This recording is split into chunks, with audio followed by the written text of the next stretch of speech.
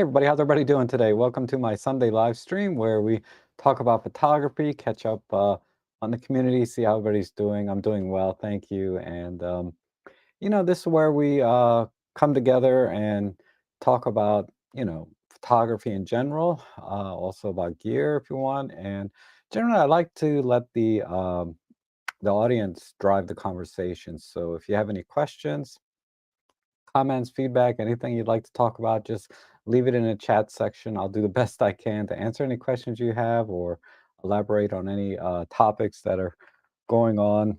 As you know, uh, typically like rumors and things, I don't have any more information than anyone else. But if I did, I would share it with you, but I just really don't have anything more than what you see on the rumor sites. And as you know, it's holiday season, so most places you visit online, it's always trying to sell you something, right? Myself included. But today, Sundays, I like to mainly focus on uh, photography and gear, talk about different cameras and lenses. And for me this week, let me pull up the chat section. And you guys let me know how the audio and video is okay. Make sure everything looks good, sounds good. It's been going pretty smooth the last few weeks, so I'm happy about that. And then there'll be an update, or for whatever reason, the stream will just crash, or the sound will be awful, or whatever. Anyway, it doesn't matter as long as we're here. I see Eric's here. Good morning, Eric and Zoltan, Jeff. Good to see you. David Tellett, always good to see you. And Barry, hello from the UK. And Jeff says the AV is all good. Oh, I see the chat section's not coming up. Let me see what's going on there. Because that's the most important part. Give me a second. I want to get that working. So in the meantime, let me know if you have any questions. Let me view here and pull up.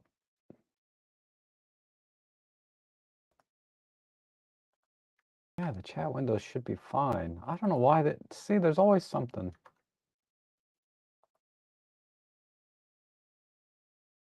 Of course, it's not going to work today.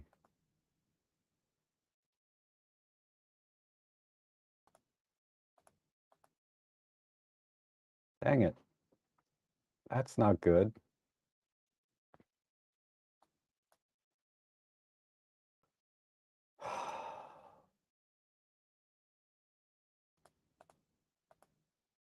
It's just strange why that works sometimes and sometimes it doesn't. Let me try one more thing.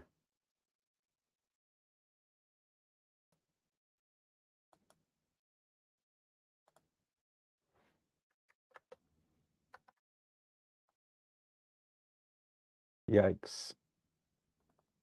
So it's something in my CSS. There we go. All right. Okay, I see Arena has a question here. Um, Hello, Rob. I'm planning to buy the Olympus OMD M5 Mark II to shoot most street photography and travel. What are your thoughts on the 12 to 50 easy lens? I don't care for, hold on. I don't care for its size because it's a little bit long, right? And also it has a power zoom function, which is primarily for video. Optically speaking, I think the lens is fine for street photography, and it's also really good for close-up type photography. So I think that's really a better lens if you're doing, let me close this window, it's very distracting. One second. I think it's a better lens for general photo walks where, you like to take pictures of like flowers and plants or, other smaller things where you need to get really close. And then for general purpose for doing everything else, which would include street photography. But because of the length of the lens, is because it's about this long, right? It's not, I don't know, I just don't like that. uh, as far as balance and feel and weight. A lot of people love that lens. Like I said, optically, I think it's perfectly fine, but I would probably try to go for the standard kit lens that has the manual zoom. So that would be this lens. Because in street photography, a lot of times you want to zoom in and out very quickly, right? And the 12 to 50 is a power zoom, so it takes a little time to zoom all the way in and then all the way back in. And it's not as precise, right? Because sometimes you overshoot it a little, sometimes you go too wide. So I prefer just a manual zoom because you can just kind of quickly zoom to the field of view that you want for the street. So that would be the other reason. And the power zoom is more for video where you want to have a smooth zoom in and out as well. So yeah, I don't think it's the ideal lens for street photography. Something more like this manual zoom kit lens would be better. And Panasonic also makes a very good one that's even more compact than this. I think I have that sitting.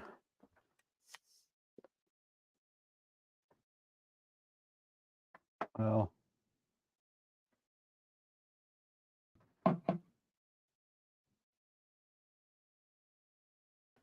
I don't have it sitting right here. Is that it? No.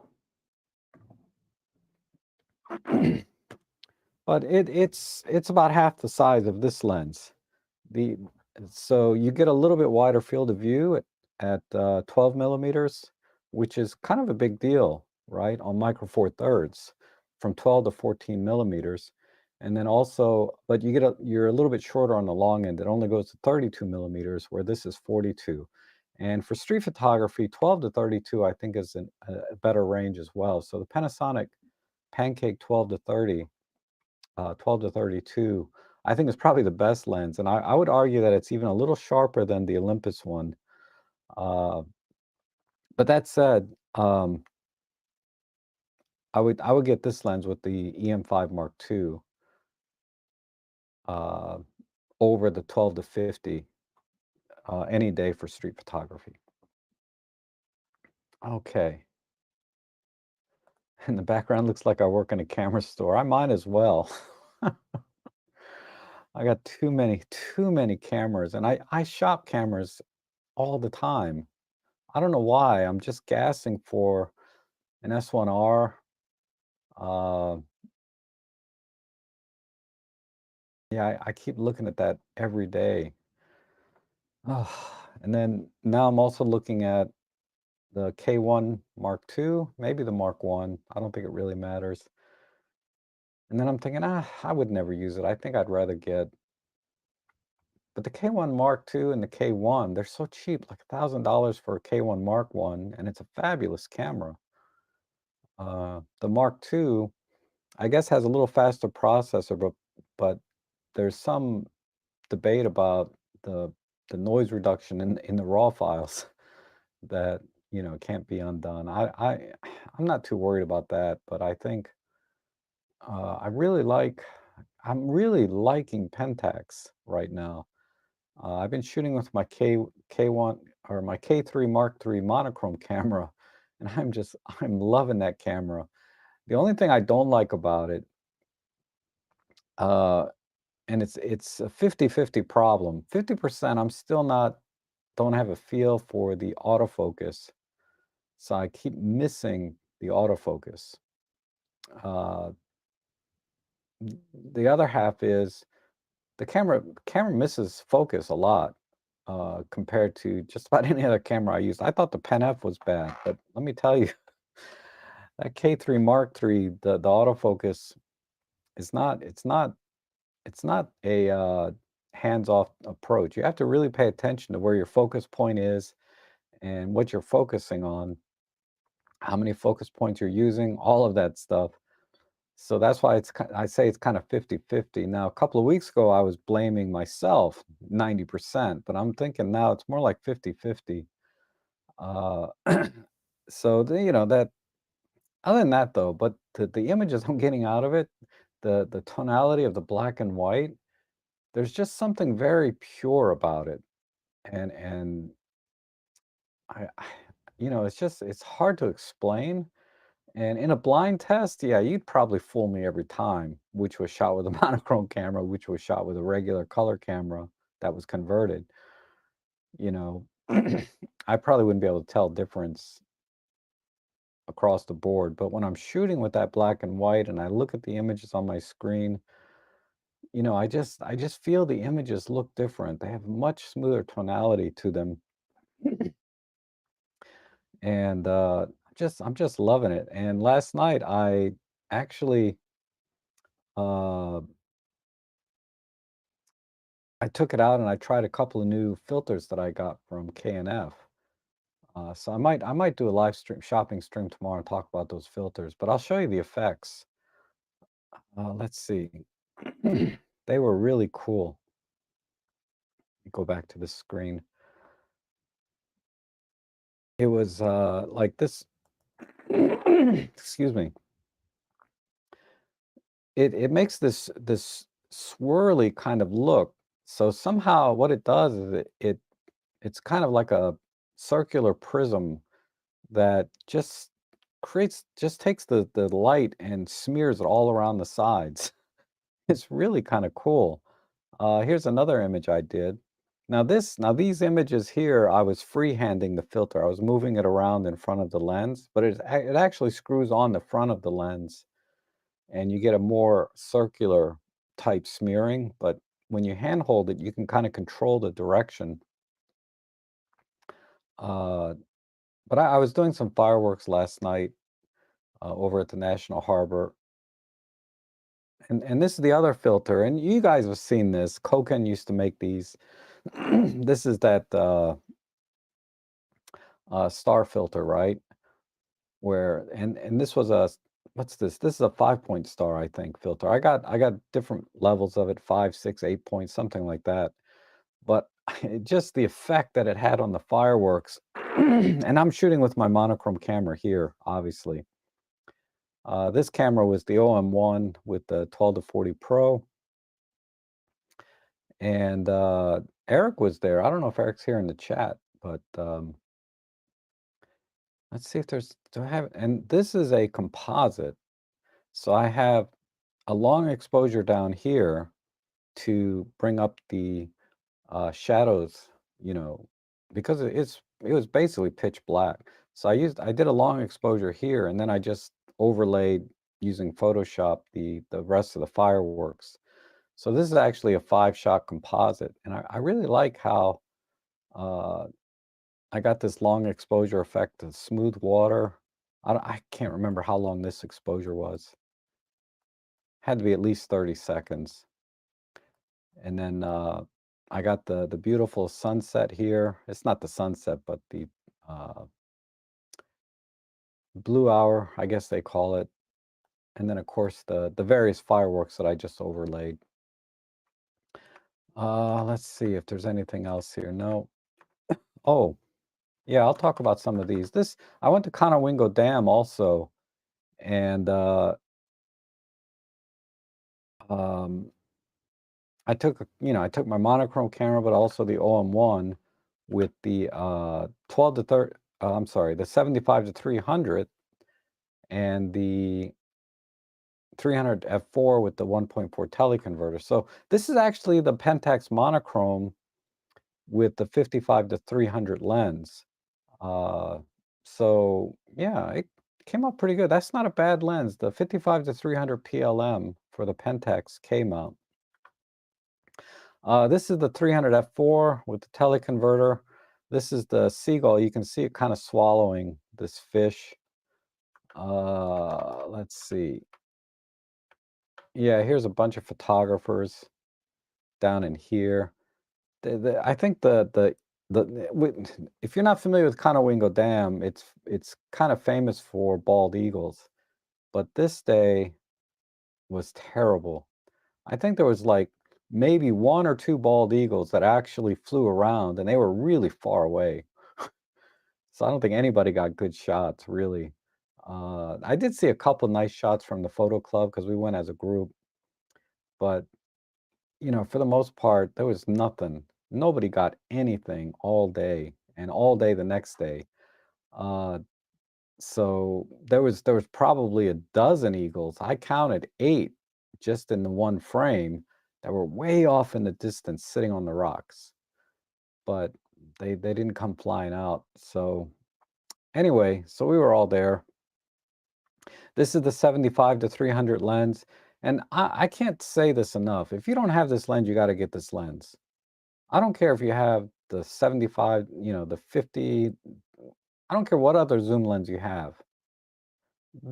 You got to have this in your bag because it's so small, compact, lightweight, and the image quality is great. I mean, for the money, for 350 bucks, definitely you got to get this lens. Uh, I think, yeah, this is also the 75 to 300, and this is heavily cropped. Okay, this bird. Let me see what the dimensions are on this. This image is only 2,000 pixels by 1,500. So this is a 3.28 megapixel image in total. So this bird is probably taking up just 1 megapixel, and yet I zoom in. Yeah, you can see it's soft now, but you can see the fish in here that they caught and the little drops of water. This is also the 75 to 300. And again, this is pretty heavily cropped. So we're going from a 20 megapixel image down to 3.5 megapixels for this image. And that's for the entire frame. The bird itself, like I said, is about not even 1/3 of the frame. So this image is less than 1 megapixels, and yet I still retained a ton of detail. Now that's partially due to the lens camera combination, right? OM1 75 to 300, but also the processing that I use for DxO, Photo Lab. So there's a combination there in the workflow to get this image. This is also the 75 to 300. Just amazing, And again, this is heavily cropped. This image here is 1.77 megapixels out of 20. Out of 20 megapixels. And you can see the bird here is making up about a quarter of the frame. So this is probably about 700 pixels on this bird here. It's not much, and yet I still got really good detail and um, definition and good, and lighting was really good. Yeah, there's a little softness, and it looks like I misfocused slightly. It's back focused slightly. But I mean, come on, you can do great things with this lens. This is also the 75 to 300. Now this one I got a little bit closer. This image is nope, this one is also 3.57 megapixels. So again, heavily cropped, and I got really good detail. Now, that said, if you look at, I have some images here from the 300 millimeter f4, like this one. Yeah, it's night and day, and it better be at, you know, 8 times the price. Well, 10 times the price if you include the teleconverter. This one is cropped in. This is a 5 megapixel image, so this I didn't have to crop in as much. So I got much better, but you can see right away when I punch in, you can see a lot more detail here in the feathers. That's partially due because it's 5 megapixels and not 3.5, but it's also due to the lens is really sharp. This one is not cropped too much. This one's cropped to 15 megapixels out of 20. So this is pretty much as close as you'll ever get to a bird. This is the 300 f4 with the teleconverter. And the detail I got out of this shot is pretty amazing. This is the 75 to 300, heavily cropped. I didn't do a good job processing this one. I need to redo this one. Yeah, so this is one of the eagles I caught on a stick. This image is 2.4 megapixels, so not too bad. Uh, so I got about 1 megapixel or less than a megapixel on the bird itself. But it came out pretty good. again, this is the 300 f4. Uh, this is pretty heavily cropped. This is, well, this is 4 megapixels, so not too bad. But again, it's the detail is pretty good here. Um, okay, so let me stop there. That's what I did the last couple days. That was Friday, the Conowingo Dam, and then Saturday, yesterday, were the fireworks and things. I have some other pictures I haven't processed yet, uh, because I got back kind of late. But let's see. Oh, so Eric is here. Good to see you. Yeah, it's a lot warmer. God, it was so cold. It was so cold. That's partially part of the problem is when it's so cold, I can't concentrate on my photography. And combine that with, me going around trying to help some people with their gear. Like I spent a couple hours with somebody. Somebody just saw me on YouTube and sent me a message. They had just bought the OM1 Mark II with the 100 to 400. Uh, and they were totally lost because they've been shooting bridge cameras up until this point. And she had an older Panasonic Lumix uh, uh, bridge camera, right? Shot JPEG only. It had the super telephoto, like 24 to 300 equivalent. So yeah, it was a beater camera, but served her well, but it's falling apart because she's had it so long. And she wanted to buy the um the new version, but nobody she called B&H, I guess, and nobody had let me rephrase it. She called B&H, and B&H did not have any brand new bridge cameras to sell her. The Sony R10 Mark IV, whatever that is, all of the Lumix. I'm surprised they didn't have a Nikon there. I thought the Nikon like P9000s were still, you could still get those new. But anywho, so she decided to go ahead and just leap to, the flagship all-in-one Mark II and a 100 to 400 lens because they were both really a good deal. She saved about $1,000 off list price, and totally lost. Watch my videos, but I got to give her a lot of credit.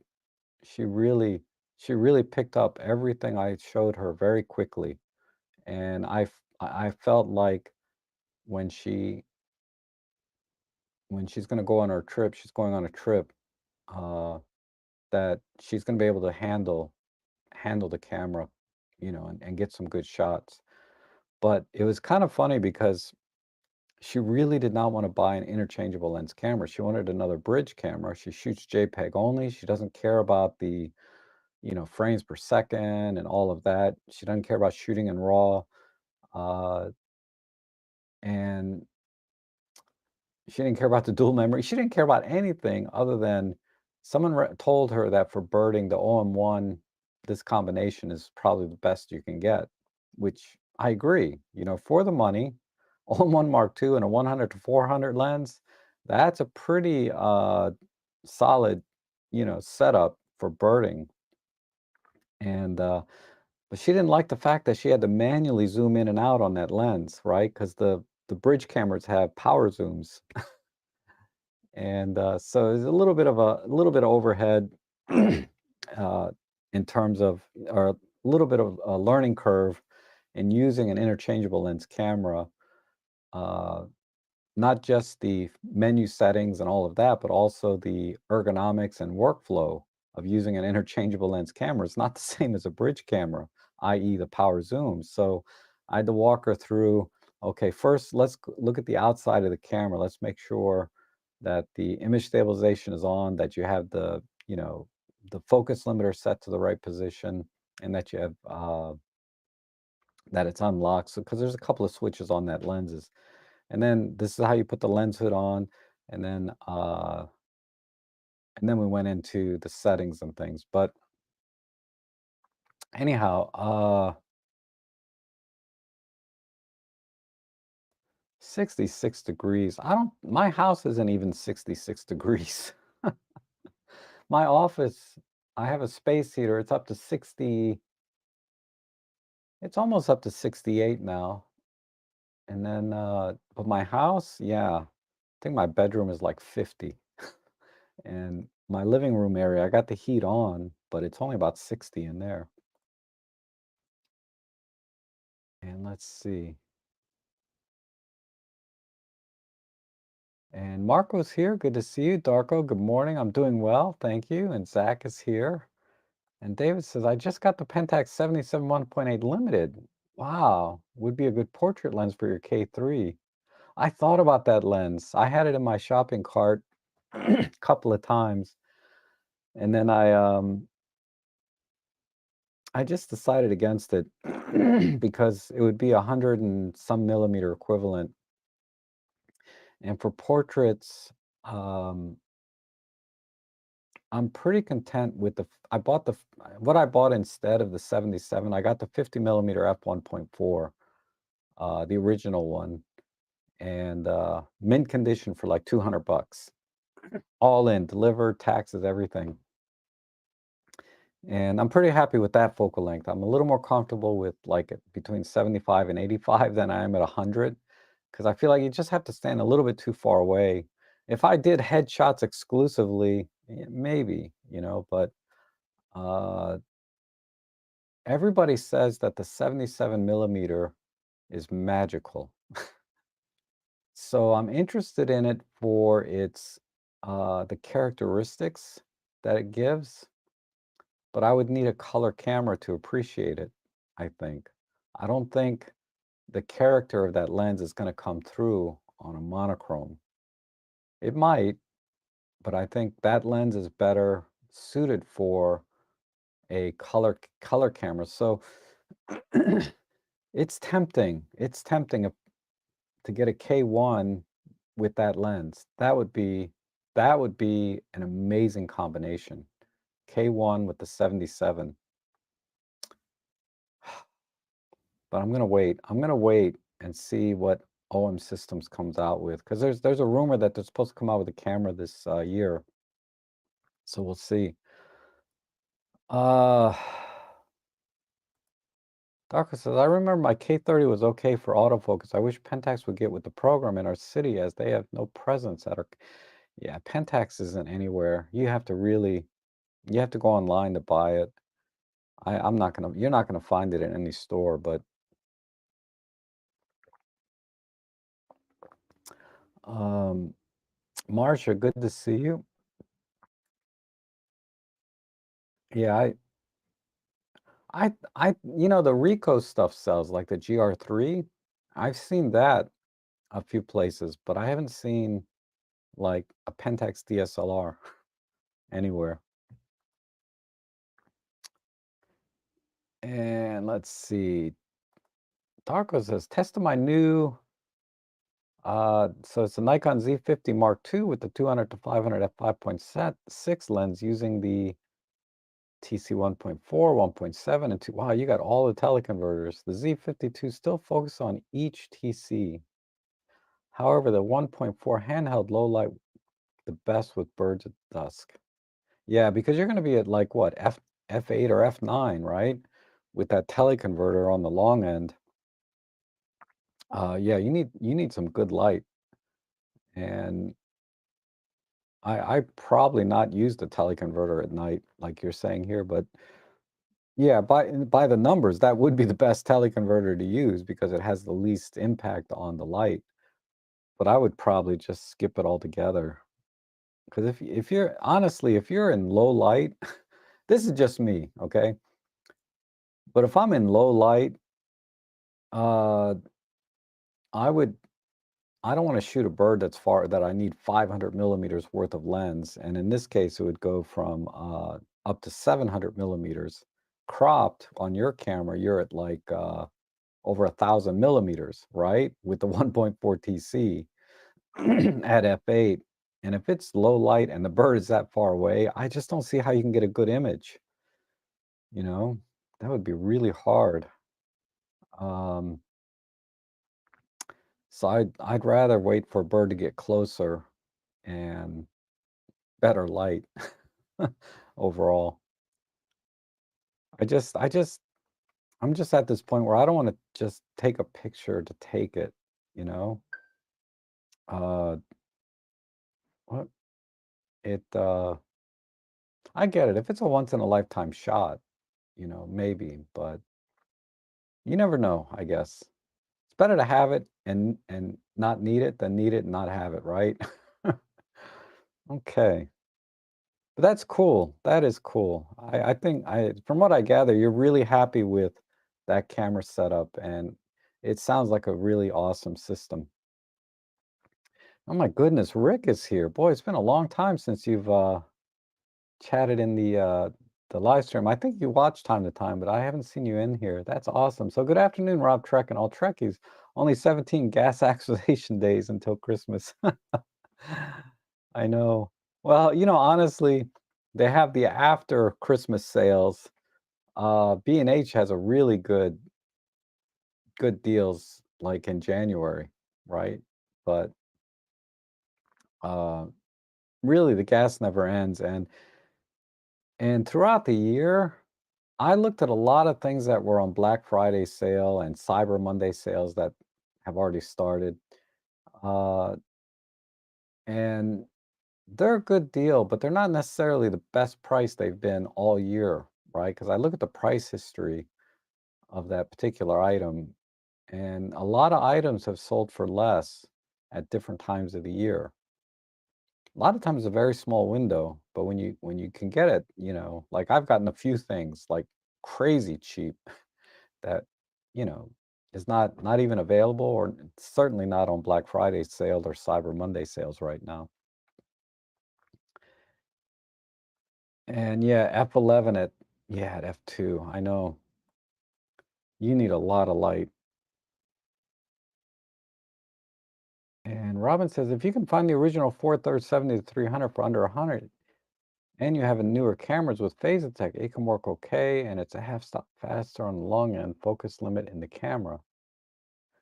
I saw someone I think this weekend with that setup. Uh I forget his name. Was it Norm or I'm terrible with names.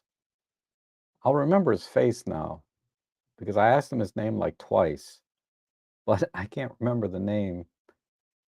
But he was shooting with that setup on an OM5, I think, and he was quite happy with it.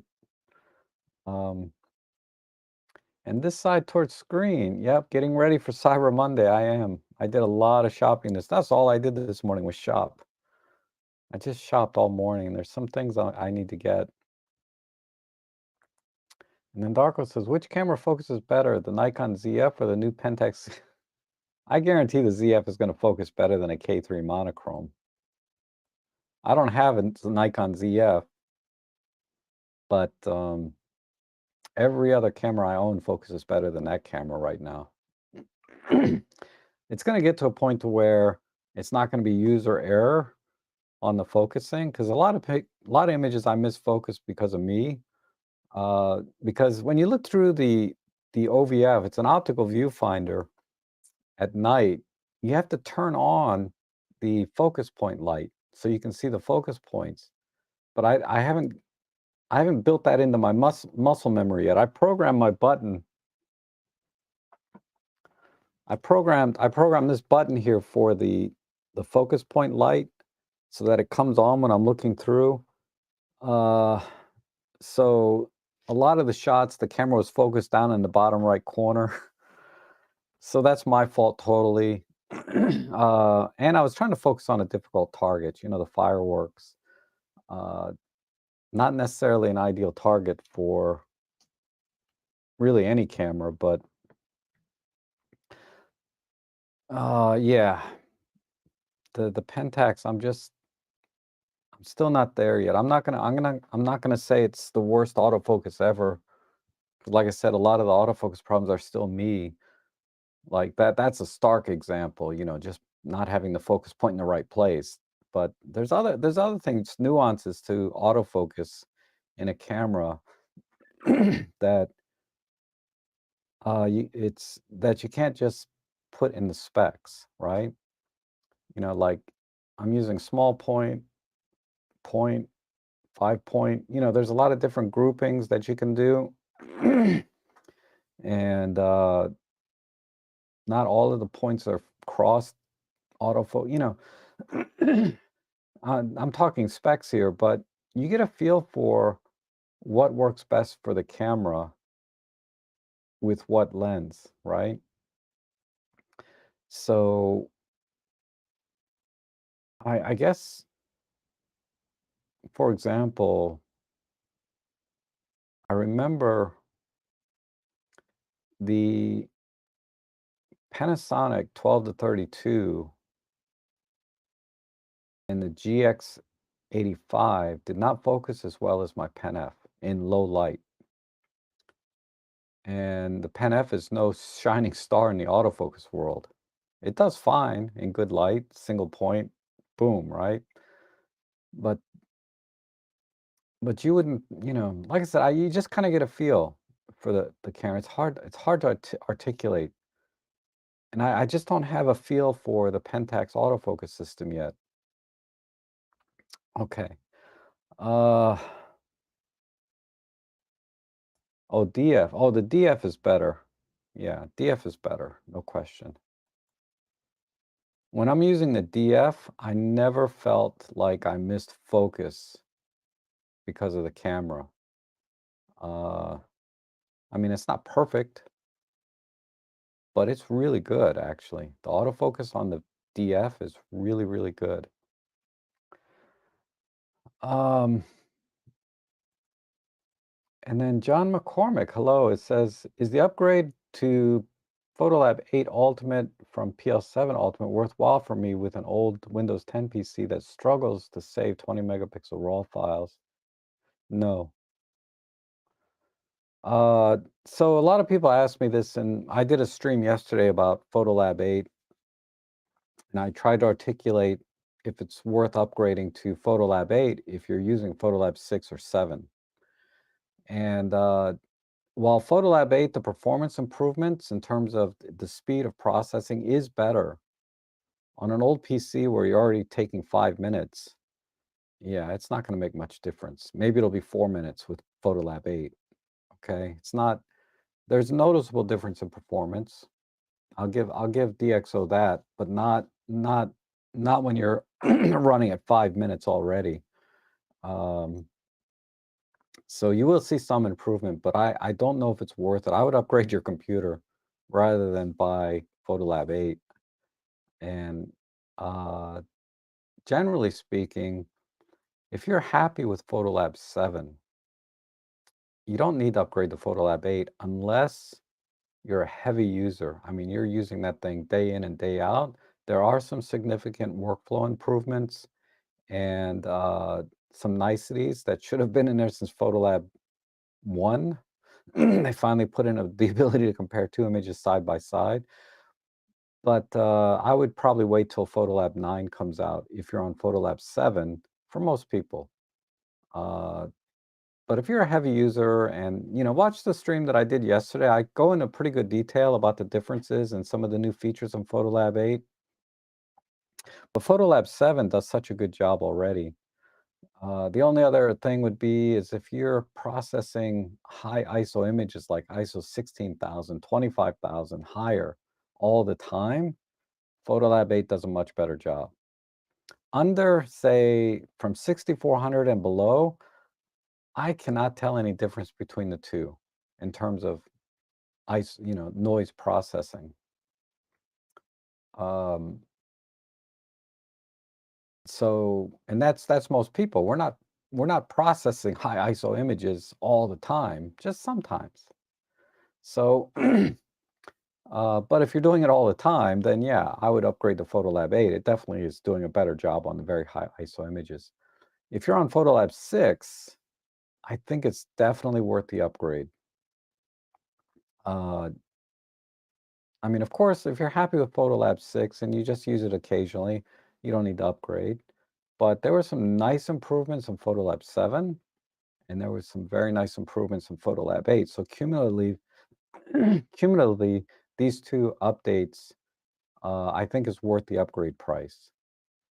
Between 7 and 8 is a little tougher call.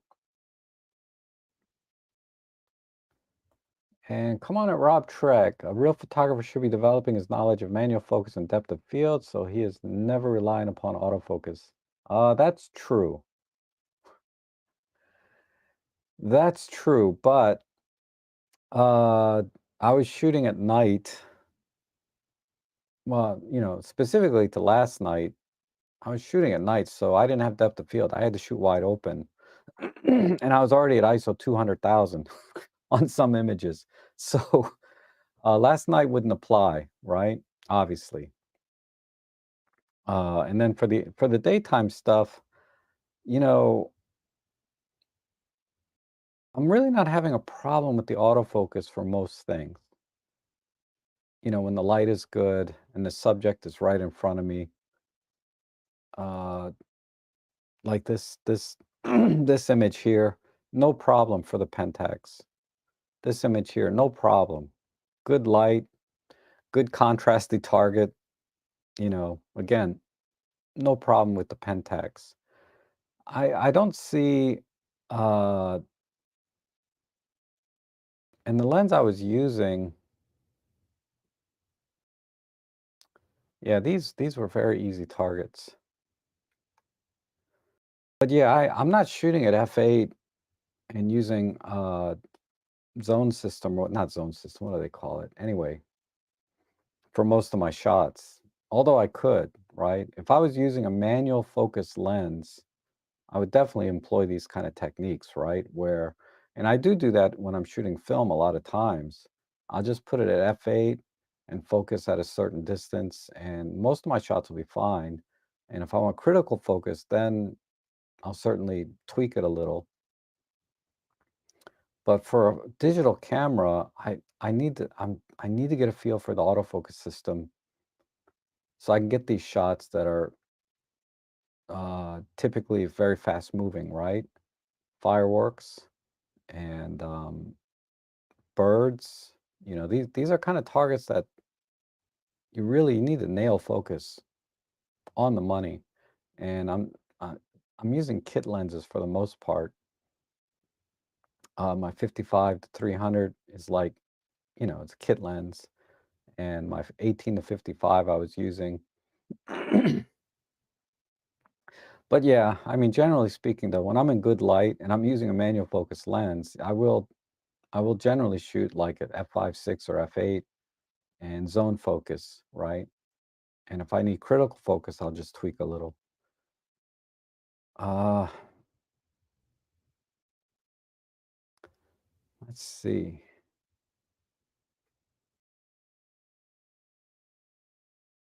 But a lot of my shots, like this one here, um,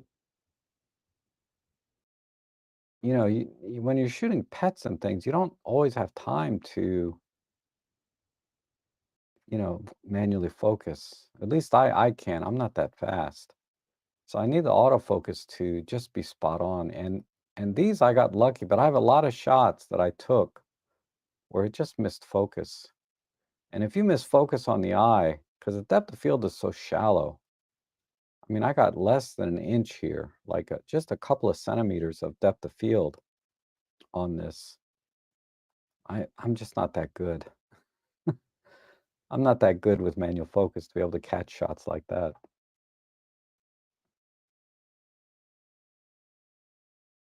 But I think for the fireworks last night, what I should have done is just put it at like f11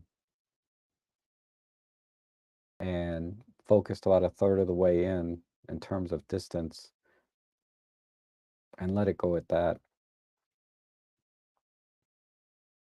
Which is what I did, I believe, for the OM1. I pre-focused at a point, set it to f11 and 1 second exposure.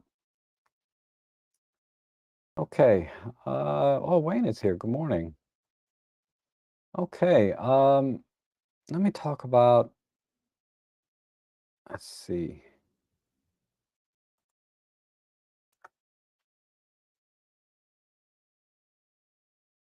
I showed those last week.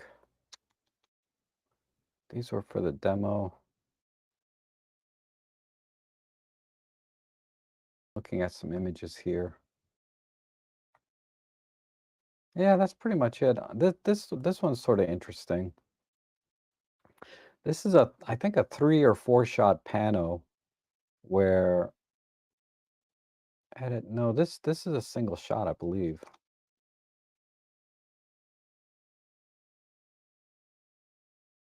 Focal, no, no, this is a 3 or 4 shot pano because I used a 55 to 300 Pentax lens. I'm at f8, ISO 200. So, yeah, I was at f8 and I focused. I think right about here somewhere.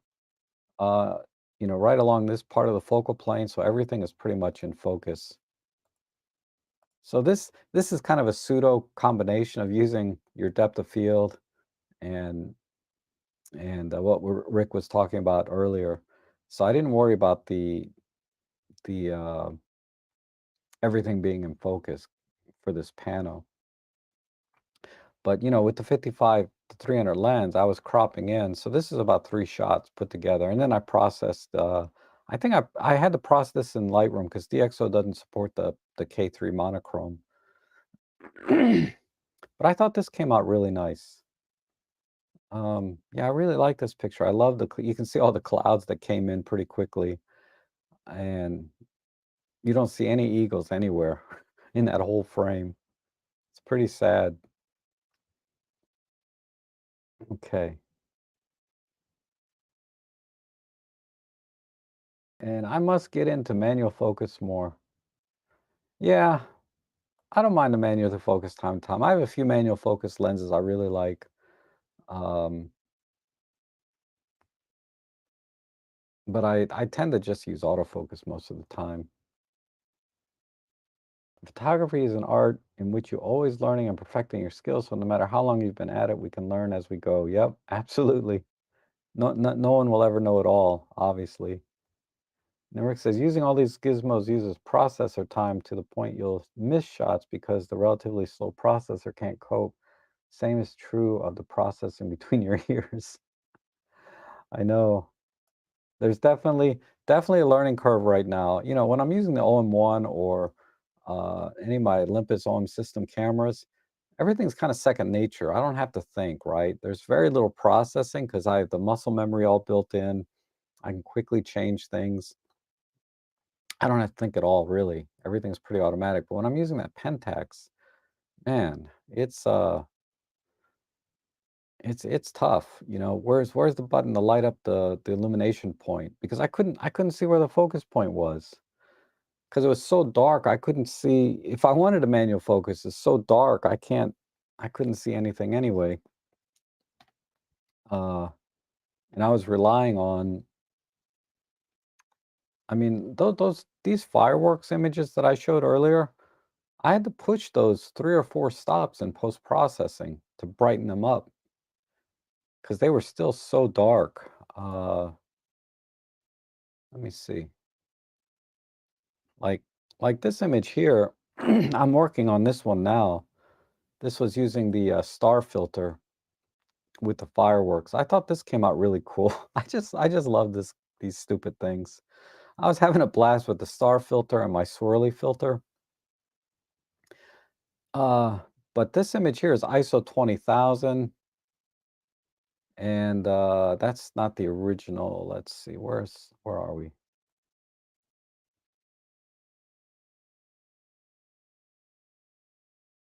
Ah, did I just okay, let me go back.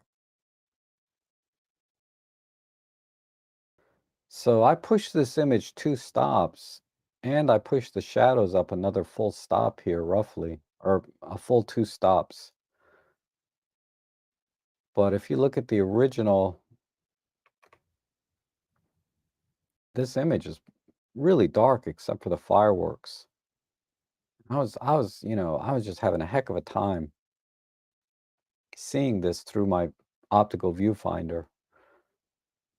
But luckily it did acquire focus that time.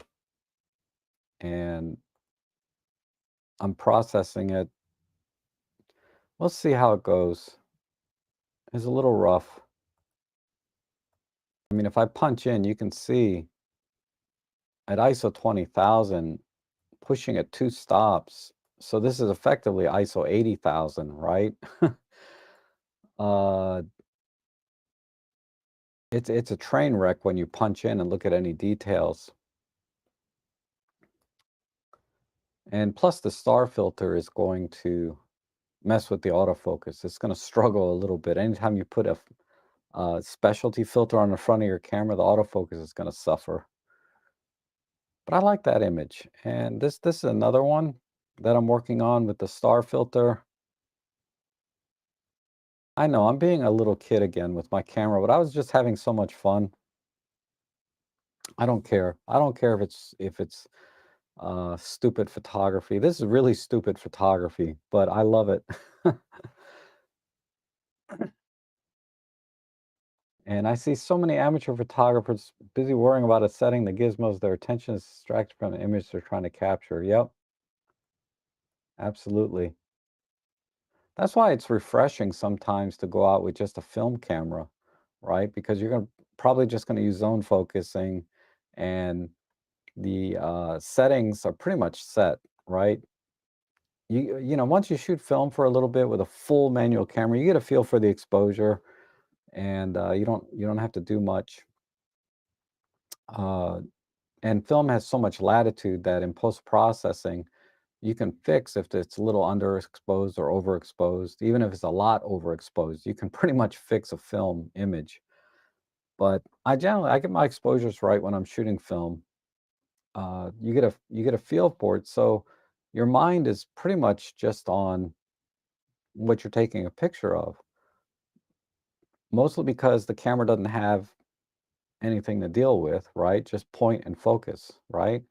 And then also because film is so expensive, you don't want to waste a shot. And there's a lot of things that I take a picture of with a digital camera that I wouldn't bother with a film camera. And I'm getting to where even with my digital camera, I don't bother. Like I was talking with Darko earlier about shooting in low light at 1,000 millimeter equivalent at f9. I wouldn't do it. Because I know what's going to happen. These shots here with the fireworks, these were all just going out experimenting with these filters because I hadn't tried them yet. So I took them out last night. So experimenting with the filters and just having fun. But the camera definitely was not autofocusing like my OM1. So let me find. I have some OM1 images also.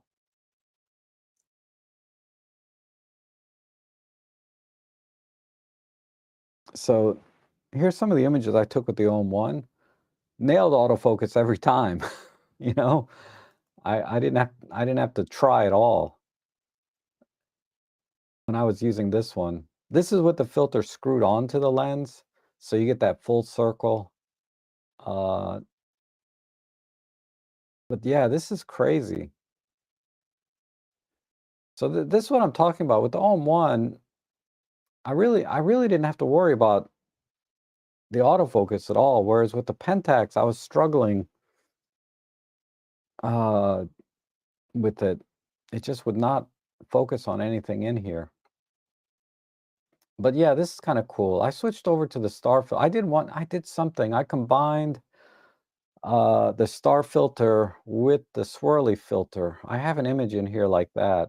I don't know where it is. Let me see. Uh, it's probably further down. Yeah, here's one. This is where I combine the swirly filter with the star filter. So you can see the star filter effect on these cars and then the swirly filter on top of that. So that was kind of cool. And this is actually a full-on, train wreck, right? I got the swirly filter, I got the star filter, and I got the pop art filter all combined. The pop art filter in the OM system cameras. Uh, this is the pop art filter. I love this shot. And this is all straight out of camera. This is the straight out of camera JPEG. I'm just loving this. Here's another one, and here's another.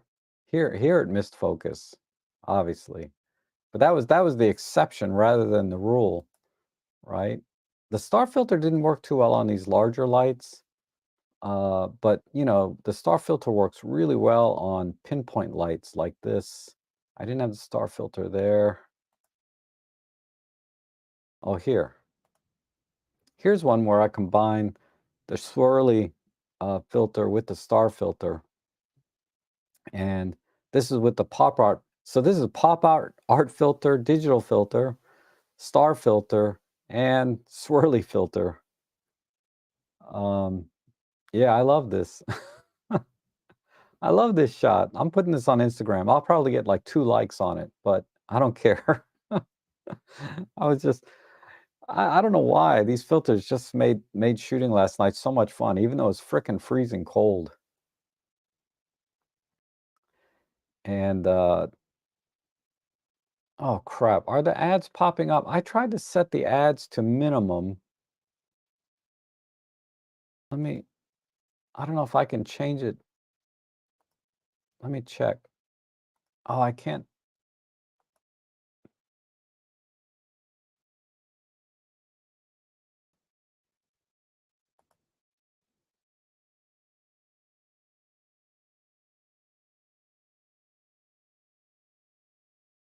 It's set to conservative. I got it set to the lowest possible. I think partially because it's like the holiday season, so maybe it's kind of relative, right? Fewer ads like in the summertime, but more ads in this holiday season, even though I got it set to the lowest. I could turn it off completely, but I got to make a couple bucks. I typically make three to $8 per stream from the ads, but and but yeah, I'm sorry about that, Zach. I wish I could turn them off completely, but then, ugh.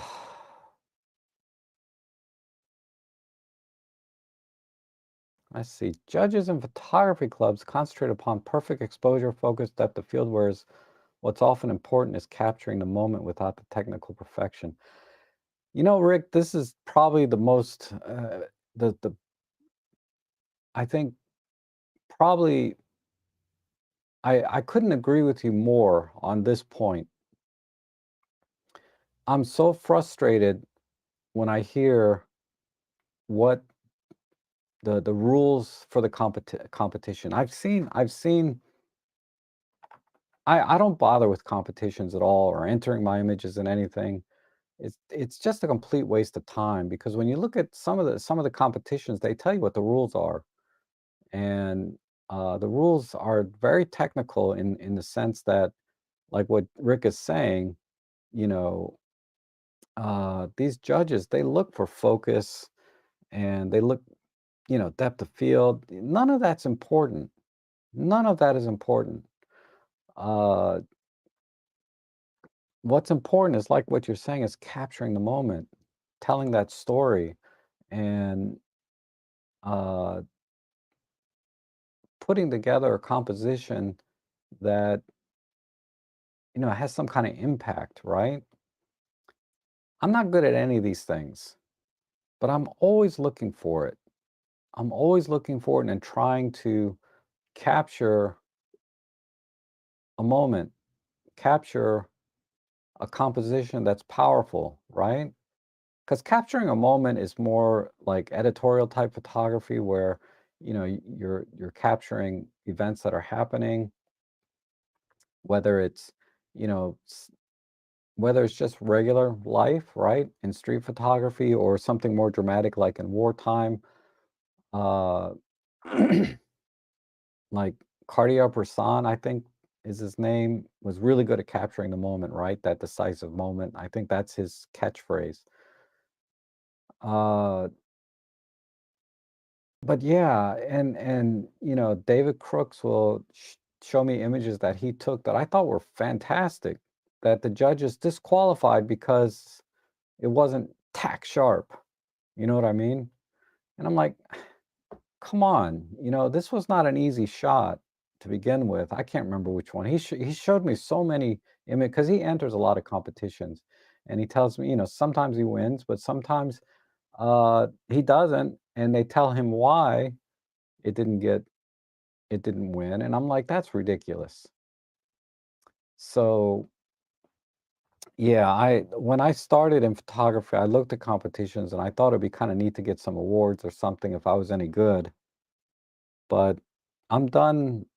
I gave that up a long time ago, partially because I don't think my photography is that good to begin with, but mostly because even if I do submit a good photo, it's going to get disqualified for the stupidest reasons. You know what I mean? Just like what Rick is saying here, and I think that is uh that would be best. So, oh, David is here. So David, you know exactly what I'm talking about, right? You've entered a lot of awesome photos into competitions, and then you get disqualified. If you could tell people in the chat one of the reasons your picture got disqualified, uh, I think one of them was because it wasn't like tack sharp or something. I'm like, it's ridiculous. Uh, yeah, it would be bearable if you could pause. I know. So hopefully the ads. Yeah, I wish it wasn't the case. And then Rick says, also remember you can often fix technical errors in post-processing where if you miss the perfect moment, it's gone forever. Absolutely. Which goes back to my argument. I wish the autofocus would work. Or I got better at manually focusing, right? One of the two.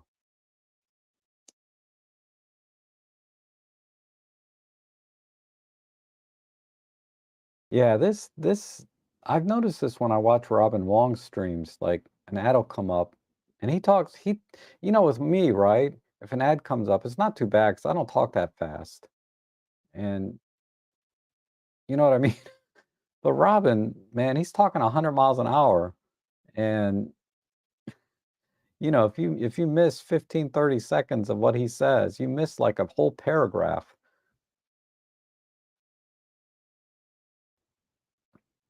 Yeah, it's one person's opinion. Yeah, it's stupid. And Rob Trick, judging is one person's point of view. Take it with a grain of salt and move on. Yeah. Like I said, I don't worry about it. Like the images I showed with all my stupid filters. I love those filters. I love those images a lot. I'll probably hate them later, but right now I love those those pictures. But they would probably get destroyed in any kind of competition, right? Um, man, I was having fun with that. I got to get back into using the art filters in the cameras. There was a window where I really loved them, and then I kind of got tired of them. I stopped using them. I like post processing, and now since I got these filters, the lens filters, I'm thinking about combining the lens filters with the in-camera filters and seeing what kind of effects I can get, like combining, say, um, oh God, I forgot the name of them, but there's some filters I really like. Dramatic tone filter with a star filter and a swirly filter combined. What's that gonna do? Or maybe try the watercolor filter with the swirly filter. I'm thinking a lot of these things might be kind of neat.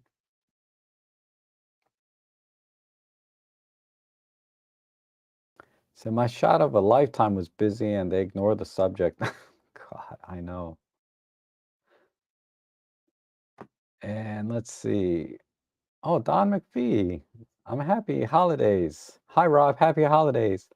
So I was wondering how much of the sharpness of a lens influences the look of the print, as a drop of ink can be so small and prints are usually viewed at a distance.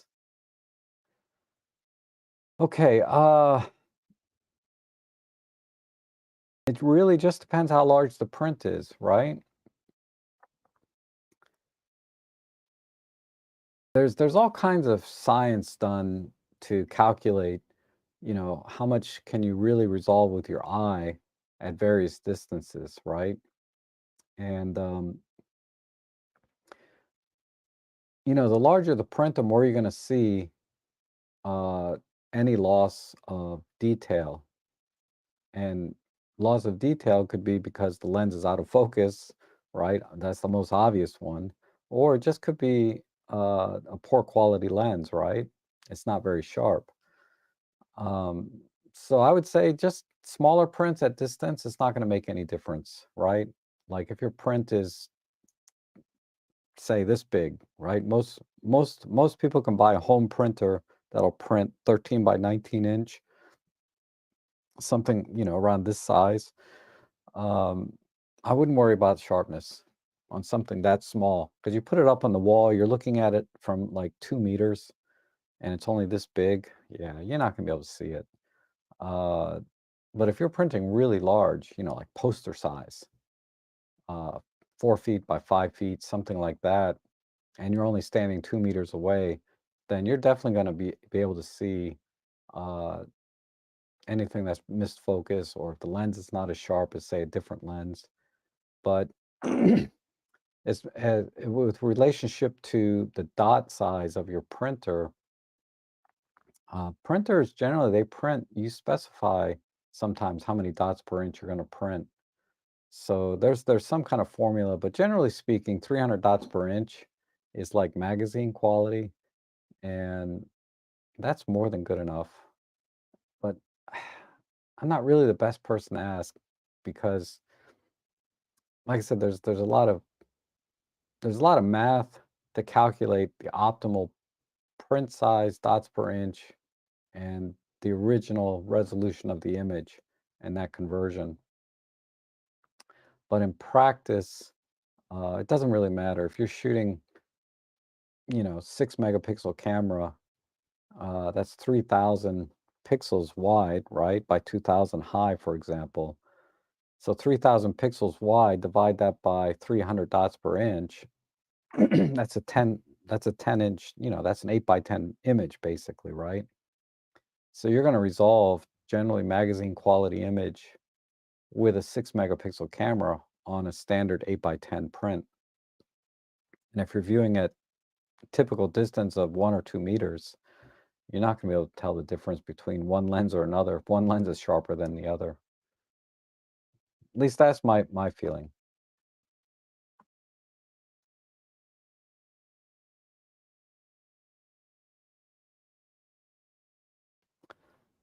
And Peter says, I very, very rarely see a YouTuber hold up a physical print. Maybe someday a discussion on photo printing websites, types of paper, finishes. Yeah, that's way beyond the scope of what I could talk about competently. Because excuse me, I do print. I haven't printed in a couple of months, but uh,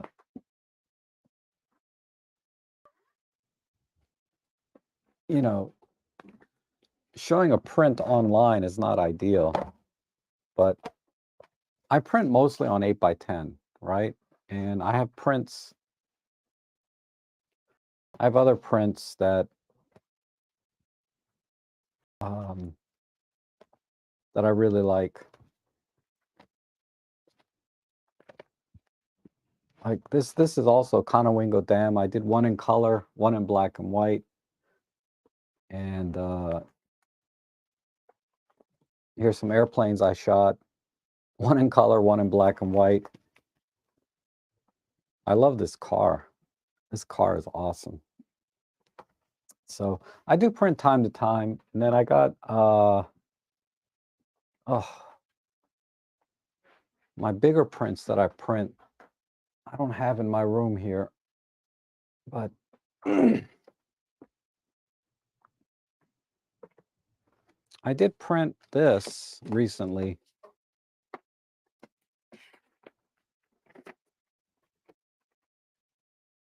Because this is the next image I'm going to frame. But a few of them I have framed, right? Like I love this image, and then I put a little text in here, a little history about the power plant that I took a picture of. This is one of my favorite pictures because this is about 30 shots stitched together. So this is a gigapixel image. It's kind of ridiculous. And then I printed on 8 by 10. But this is a print I could probably print very large, like poster size, maybe billboard size. I don't know. But this is like a gigapixel panel. And then, of course, I got lots of lots of framed pictures of my dog. Eventually, I'm gonna put them up on my wall here, but I haven't figured out how I'm gonna arrange the different prints. I've been shopping picture frames. Uh, I just haven't I just haven't decided, what I'm gonna do. And then actually, I did print this one a couple of weeks ago. This is just a test print because I wanted to see how it looked just on plain paper. And I just wanted to look at it for a while before I actually print it on nice paper, glossy, and frame it. But this image is one of my favorites. So I took this one with the when I borrowed the 150 to 400 lens. Uh, so this image has a lot of meaning. I'm gonna make a video about this particular trip that I made. Uh, but this image has a lot of meaning to it. More than just what you see here. It has a lot of meaning. So I'm gonna make a video about this image. Not about this image specifically, about the trip when I took this image. And I just think this is a beautiful image. At least I love this. Personally, I love this image. So yeah, Peter, I'm sure a lot of photographers do print their images, but yeah, they don't show them online. I really don't know how many YouTubers as a percentage would actually print their images. Most YouTubers, they're mostly in the video, right?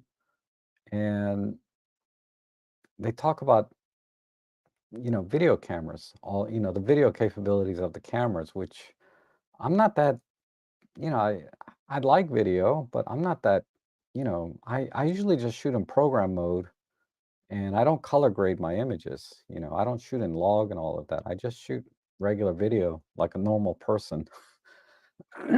uh, And Zach says, I believe Peter, yeah, I'm sure Peter prints. Absolutely. And Norm is here. Hi, Norm. What I really love is when I get an amazing shot with a $60 plastic fantastic, 40 to 150. Yeah, that is. And Anthony's here. Just emailed you 3 pictures of mallard ducks that were just taken with a brand. Oh, nice. With your new 150 to 600. So Anthony just got the OM1 Mark II and 150 to 600. And he's a big fan of the Olympus system, OM system cameras, but he's also one of their biggest critics, right? Based on the emails that I've been getting. Uh, so it's great to see that you did buy into the system. I don't think you'll have any regrets. And I I know, man, that 150 to 600 lens though, that thing is heavy.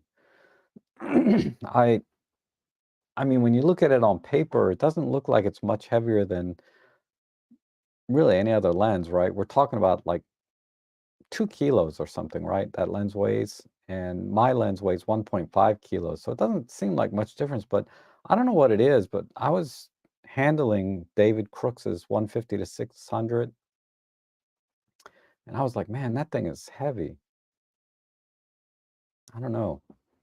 I'll have to actually, David, you'll have to let me borrow that for a couple of weeks, maybe, so I can get a feel for it and see. Because I was thinking about getting that lens myself, but I can't wait to see your pictures, Anthony.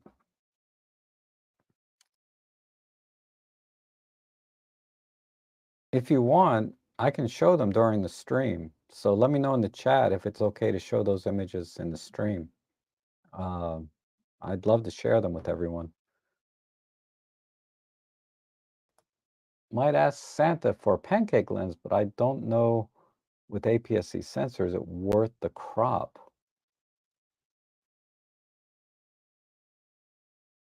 I wouldn't worry about the sensor size, just concentrate on the focal length that you want or the field of view that you want. I don't know why the sensor size would influence your decision there. I mean, clearly, 28 millimeter lens is going to be uh, more of a normal field of view on a crop sensor, but yeah, concentrate on the field of view and aperture that you want and just ignore the sensor size. And Eric says, through YouTube Premium is a cost. It's definitely worth it for eliminating ads. For my job, it's near must being on the road all the time. I can listen to documentation or these live chats. Oh, yeah. I thought about it. I thought about getting premium for myself, but it's just death by a thousand cuts. I mean, do I really need another uh, subscription fee on my credit card? I mean, I'm just, oh, oh, you can show them if you want. Okay, I'll take a minute and show those then. Thank you, Anthony. I appreciate that. I just had a canvas print made 20 by 30 uh, at 150 DPI from my own one. It looks good to me. Yeah, 150 DPI is excellent. Uh, and this side towards screen says the best way to work with prints is go to local shops and start relationships with the owners. They are willing to show you what can be done. Wow. I know, District Camera does prints. So this print that I was talking about, where this is like that gigapixel panel image, I'm thinking about doing like a large metal print or something with this and just spending some money. I mean, the image is not spectacular in any way, right? Other than the work that I put into making a picture like this. It's only special to me. I don't think anyone else really cares about it, but and like this image, this image that I'm contemplating printing a little bit larger on really nice. I haven't decided if I'm going to go matte or go. So this is a matte, right? But I'm thinking, I don't know. I'm thinking about maybe printing that one large.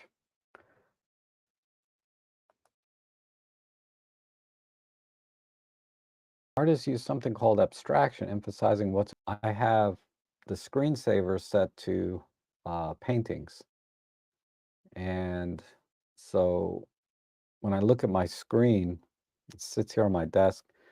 It rotates through various artwork from like Picasso and Monet and the usual suspects, right? And it's just nice to have in the background on all my devices. And I'll look at them and I'll look at the lighting. And I mean, studying art is a whole different kind of mindset because in artwork, a lot of times there's a lot of symbolism and you have to understand the context of the time that the painting was done, the symbolism in, of the objects in the painting, in addition to the way they light light the painting, like the way they paint the light into the painting, right? So there's a lot of undertones and symbolism and of course the composition, abstraction, all of these things. Uh, so I just do that. I don't know. I don't know if it's helping me or not in my photography. It's supposed to, but I do want to take studying art a little bit more seriously. So that's what I do for now. But definitely artwork. There's studying art will definitely improve your photography because you can apply the same principles, right?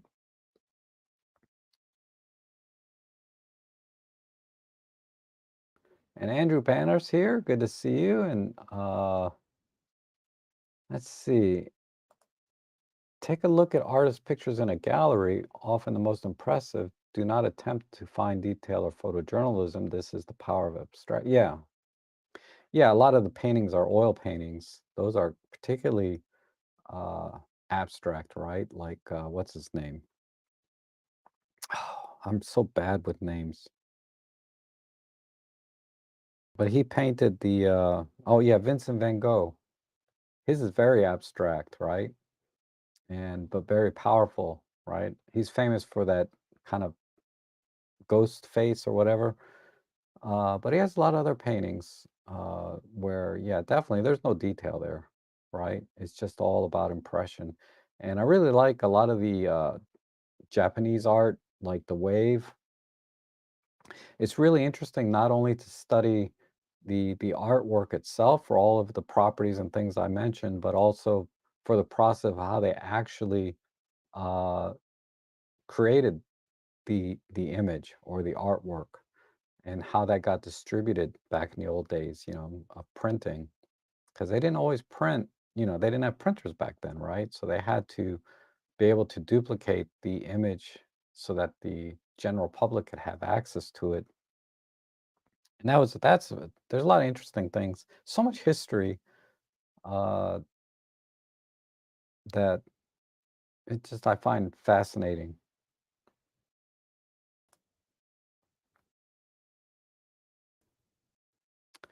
Yeah, it is a beast. It weighs for half pound heavier than the big white, which is way over my budget, but I'm glad I went with the Zoom because it gives me the flexibility. Yeah, definitely.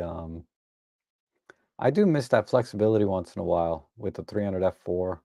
I mean, it doesn't bother me that much because usually when I go out with that lens, you never have enough reach, to be honest.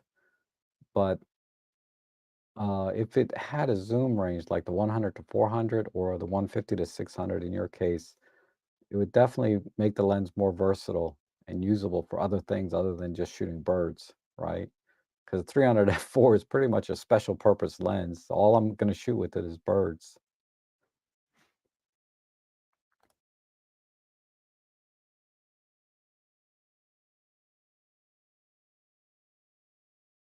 The big white is calling my name. Yeah, that is such a nice lens. Are you mixing Van Gogh with Munch? Not that I have any grounding in this kind of art. Someone once said that the closest I come to culture is yogurt.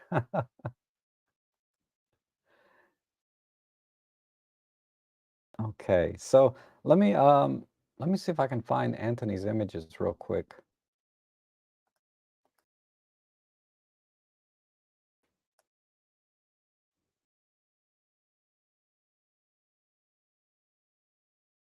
Oh, these, yeah, I got them. They're nice. So let me put these.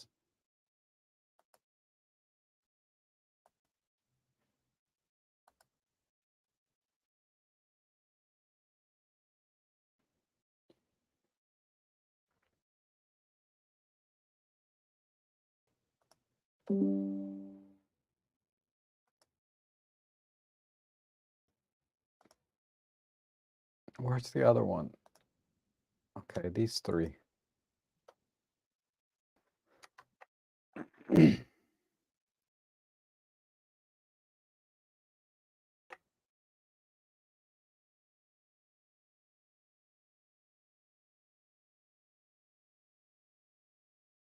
Oops, not that one. It's my new backpack. I love that backpack. Uh,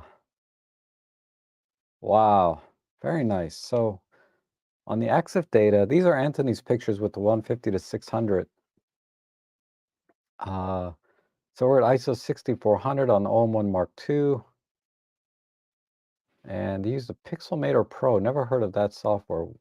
1/3200th of a second, f5.6. Wow, your shutter speed's way up there. And you're at 193 millimeters. Nice. Look at that. I mean, David took a couple of shots day before when we were at Conowingo with this 150 to 600. And I looked at him, I'm like, man, that is sharp. Man, I'm like itching for this lens now. Anyhow, yeah, very nice. And then here's another one. And this one's at ISO 10,000. Look at that. I love this image. This is a good example where the focus is slightly missed. I think it's more on the duck back here, so it's not on this one. So maybe it's not missed, it's just I would have focused here instead of here. But I love the water surrounding the birds and framing the bird. Look at the water. This is like such a just such a beautiful image. I really like this. Um, and then here we have the mallard. Yeah, these are female mallards. Yeah, and this look at that. And this image is at ISO 10,000,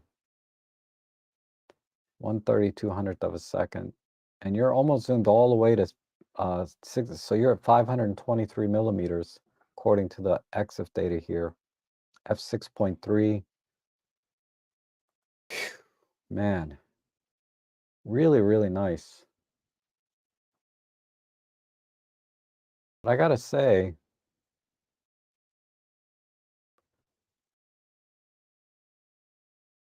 I mean, I like the little spot of light right here, and the way the light is coming off the feathers.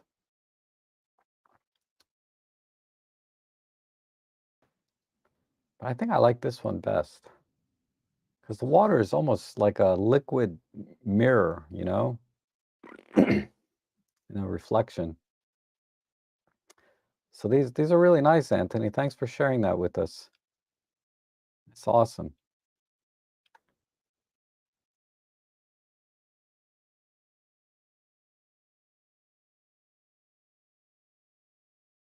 Try looking at aviation art. The best aviation artists don't attempt photorealism, yet their best pictures are actually crude compared to low-resolution grainy photographs. Yeah, I have done that before. When I was doing the air shows, gosh, we didn't get an air show this year at the local base, but I looked at a lot of the paintings of aircraft, and they're just beautiful. And they definitely don't go for photorealism, but uh, it's not really a genre I have a lot of interest in, but I do appreciate the artwork. I did look at some a couple years ago, probably on your recommendation actually, and yeah, it was beautiful, and it definitely puts photography in perspective, the kind of images I would take of an aircraft versus how I would have done it without looking at that artwork. There's definitely a difference, which would apply to really almost everything, right? Local printing workshop has PCs for loan and requires PDF format to print. Printer is approximately 3 meters long. Wow.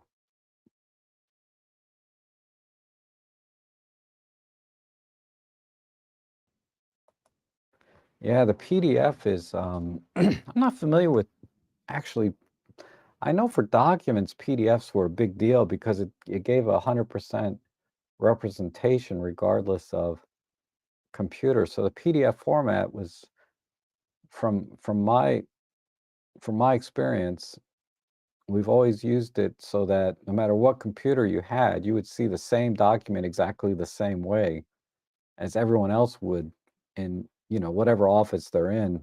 So it's really useful for sharing documents, but I guess it would work just as well for prints. I don't know what the specs are for prints, but I know for documents it was kind of a mandatory to use PDF format to share documents and graphics and things, but photos I never thought about. Okay. Maurice says, I had an incredible session last night doing photos and video with the OM1. I can't understand why anyone says that they can't do video with the OM1 and 12 to 40 magic. Yeah, I know. I have a short clip video actually that I took last night. Let me see if I can find that real quick. I mean,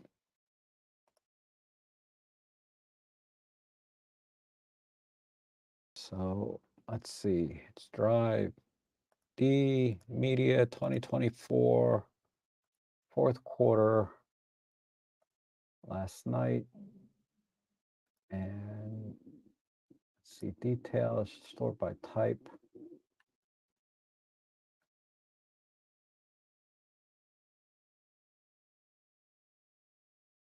PNG, JPEG, ORF. There it is. So let's watch this video. I did this. This is the OM1 with that crazy filter. And you know, this is probably at like ISO 6400 or 12,000.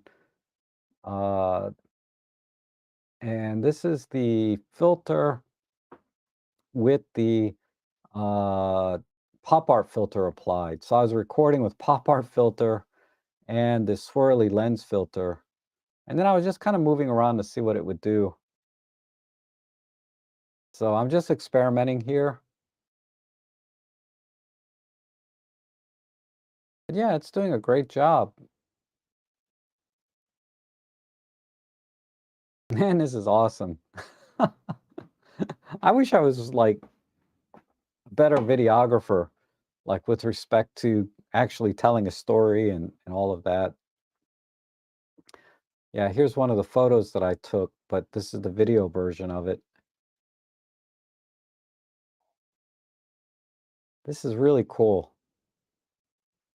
And MGM is like the perfect place to use this filter because they got, you know, little sparkly lights everywhere.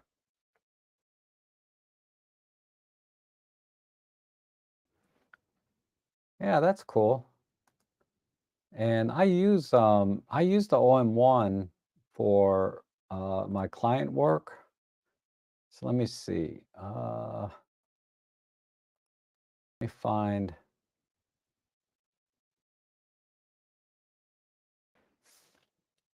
which one did I do video for? 'Cause this guy didn't request video very much this year. So let me see. How about this guy?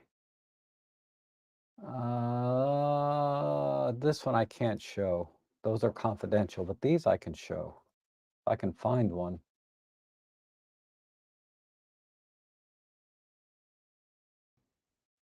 Did I do one at Waples? No.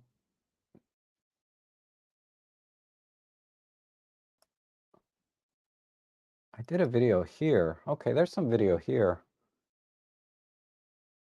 I think this was with the OM1. Let me see.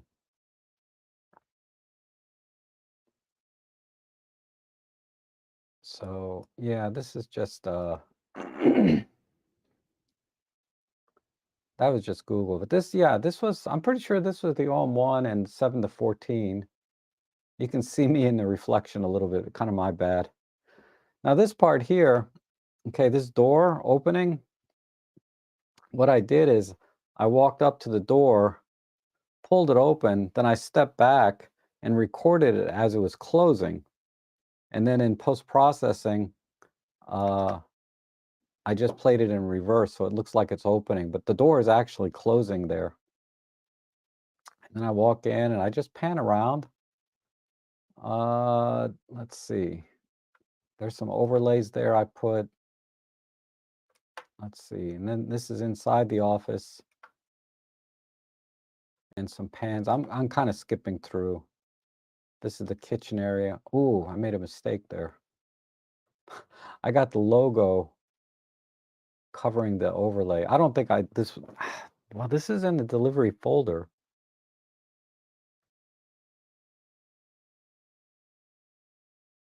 But yeah, this is a typical corporate video that I do for my clients. And you can see, you know, I was shooting in 10-bit. Uh, damn it. I hope I didn't deliver it this way. I'm sure I fixed that. There's that lens flare that lens is famous for.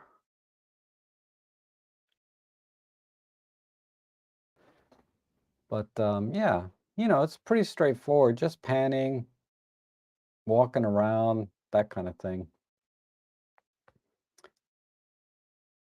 This was a nice frickin' office, though. This was definitely a Class A building. Okay, enough of that. You guys get the idea. Let me look at this other video. Did I fix it? No, I did fix it. Okay. So in this video, I took the yeah, I know I wouldn't deliver something like that. So yeah, see how the logo comes in, then it comes out. So actually I did fix it. Man, scared me. This bot oh, you can't see it with my big head in the way. What I was complaining about was I might have to make this smaller.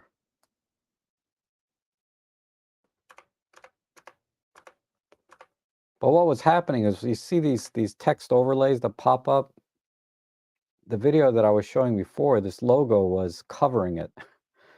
But now yeah, this is what I actually delivered.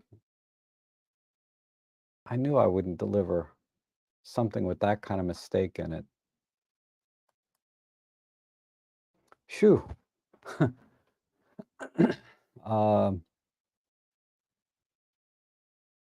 Anywho,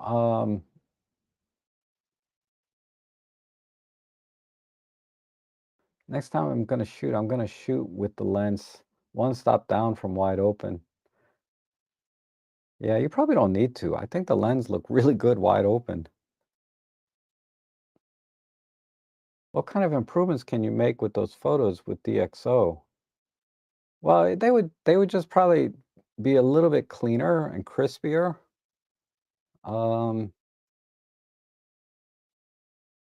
Wouldn't be much difference, but a little bit more micro contrast maybe. That's about it. In reference to those duck photos, let me just look at one real quick again. You know, like this photo here, probably wouldn't need to do anything, but there's a tiny, tiny bit of noise in this image that I think DxO would easily clean up. And then you would see a little bit more detail maybe. But I can't imagine uh, I would be able to do much. But I can see just a little bit like right in here, there's just a little bit of like noise that is, it's not going to be perceptible on a stream. But I'm looking at it on my screen here. The micro contrast between the beak and its eyes is a little bit lacking, as well as in the feathers. So DxO, by eliminating the noise and then adding a little bit of micro contrast, uh, I think that'll clean this image up just a little bit more. And the same would go for the this image here. Definitely this would be brought out more. So, but the images are almost fantastic. If those are straight out of camera, those are pretty fantastic as they are. Considering they're ISO 10,000, my God.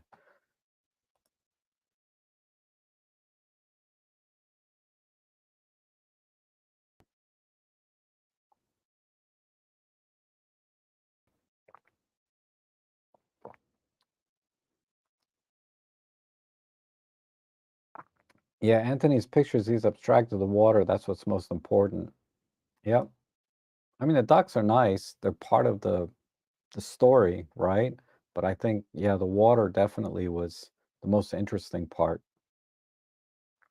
So the ducks give water context, I guess is the way to put it, and not the other way around. And yeah, the colors are just spot on. That's what I love about the camera when you do. Yeah, the cameras are really. I use the OM1 in all my professional video, and quote unquote, you could do the same video with a cell phone. Wouldn't be the same quality, but you could do the same content with a cell phone just as easily. The kind of video work that I do. I don't do anything, I don't do commercials or product type videos. Mine are very straightforward. I mean, the property is the product, I guess. My video is very straightforward. Show the property, the amenities, the space, give people a feel for the space, and try not to mess up the overlays like I did in the original version. You know, keep your lines straight,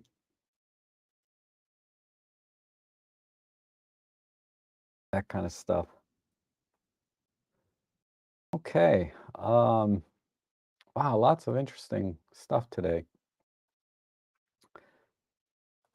This was the floor plan. Oh God. What else is going on with you guys? Just checking out the screen here.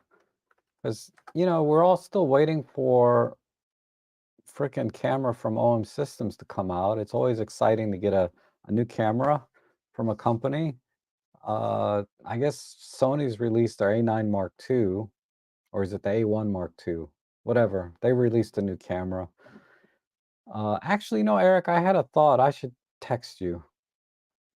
Uh, but I was thinking you were thinking about getting a Fuji, so I was thinking you could borrow my Fuji X-H2, and I could borrow maybe your G9 Mark II.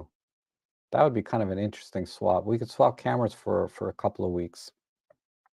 'Cause I haven't tried a G9 Mark II edit, and I share your edit in the stream. Oh, everybody's buffering. Man, that sucks.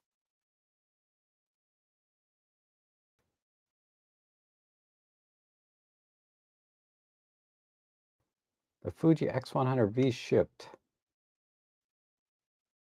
Oh, you got a Fuji X100 Mark VI. You ordered that back in April. It's frickin' December. Holy smokes. Wow. Well, that's awesome, though. It'll be exciting when it comes in. You'll have to let us know how it went, how the pictures are and everything, and if it's everything you expected it to be. Uh, I'm leaning towards a XT50. I don't know why. I just have gas because I have an XH2, but it's kind of a big bulky camera to take around. But then I got all big bulky lenses, 33 1.4, 23 1.4. The 56 isn't bad, but the lenses are kind of bulky for that camera. I got the 16 to 55, 2.8, and that's kind of bulky for a little tiny camera like that. But I got rid of all of my, well, not all. I had a 35 f2, and they got the 20, I think the 23 or the 28. They have some nice pancake lenses that would be perfect for that camera. The XM5 doesn't interest me at all because there's no viewfinder. But the XT50, it's only a little bigger because it has a viewfinder. And I think that would be a fun camera to take around. Unlike my Fuji XH2, man, that thing is a pain to take around. And Mark says, I returned the XH2S. The AF was meh. I guess. I'm not really, I haven't updated my firmware. I'm still on firmware like 1 point something on it. Is my Fuji? No. I use the Fuji for my videos, but I'm not having any problem with my autofocus, at least for video. And when I was doing my photography, it really wasn't bad. It wasn't as good as the OM1 with respect to the subject detect on the eye and stuff, like when I was taking pictures of Ellie, but it wasn't that far off. Not like the videos I'm seeing of people making these days talking about how bad the autofocus is on the Fuji. I'm not experiencing that, but I haven't updated the firmware. I'm waiting until, because we're up to like firmware version 7 or something now, right? I'm waiting for someone to say now they fixed it.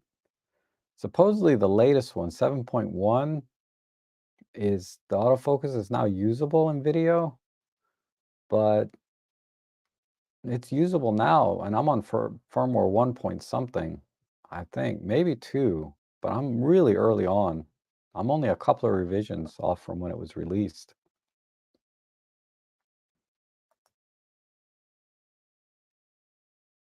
And Fuji AF is destroyed on the latest. Oh, really? That sucks. So yeah, I'm not updating. Because the updates have what, like bleach? Because when I went to the camera show a couple of weeks ago, they were like, "We'll update the firmware in your camera for free," and I'm like, "No, you ain't touching my camera." At the Fuji booth. Uh, My camera's working fine. It ain't broke, so I'm not gonna update it. So now I have the Osmo used from Amazon. May have to send it back. It is hard to stop recording a clip with it. The Osmo. I guess you mean the Osmo Pocket? Osmo. That's like a little action cam, right? I bought the I like the Insta360 series. I bought the little one. Uh,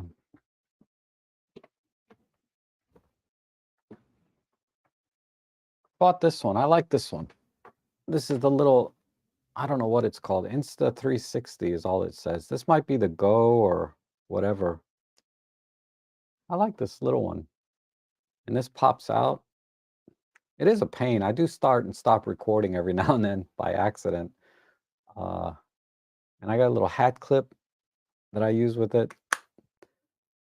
The sad thing is, honestly, I do record, or lately, since I got this camera, I've been recording a lot of footage for my vlogs. And then I end up not actually publishing anything for YouTube. I don't know why. I don't know why. I should take the time and go through all of the video footage that I've captured and uh, and make some vlog videos. That's always been my intent when I bring this with me. I said, okay, I'm gonna make a vlog and publish it on YouTube and share with everybody, right? And then I end up not doing it. In fact, I was just curating my hard drives and I deleted probably a terabyte of video from last year of vlogs that I recorded but never published. And I was like, man, I'm never gonna make these. So I just deleted them. And I might have deleted a little bit from this year, but I still have a lot of footage that I'm gonna get through. So much work to edit video. God, it's a pain. Like, you know who does a really good job with that stuff is Thomas Heaton. Everybody does a good job compared to me. But Thomas Heaton, man, that guy, he's got it down because he's a one-man operation, but his his vlogs are really professional. I mean, he has to hike the mountain twice, okay, to get all the footage because there's always footage of him walking around, walking back, driving, like getting out of his truck and getting back. It's like he has to do everything twice. I can't believe he gets anything. That's probably why it only takes one picture when he goes out on a photography adventure. He goes out, he takes one picture for one vlog because he spends all his time vlogging to take one picture. I'm sort of the opposite. I kind of start vlogging and then I get into taking pictures and I end up with a lot of pictures and very little video footage. I bet Thomas Heaton is exactly opposite. He takes one picture. It's awesome, usually, right? He'll take one picture and then have tons of video footage. So he's opposite of me, I guess.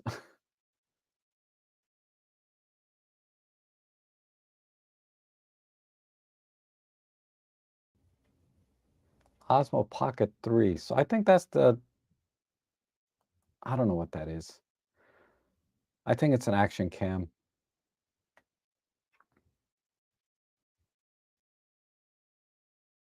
You guys are talking about the Pocket 3. Okay, here's a question. I follow your settings for the Kodachrome 25 ages ago for my Pen F. Is there any more color recipes? I have a Fuji X app that gives you a lot of recipes. Yeah, let me see if I can give you a link. I'm going to give you a couple of links.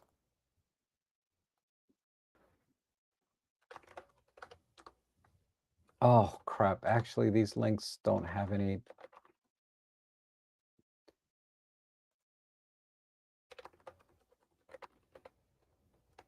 Let me just look.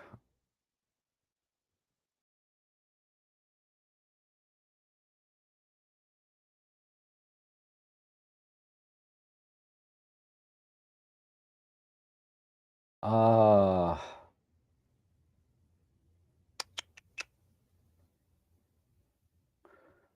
all right, I'm going to give you this link, but I have to elaborate a bit. So you have to have OM workspace. And so if you go to this page, right, this is the link I sent. Here is for .orf files, natural to Eterna. And I have a little bit of a before and after image here.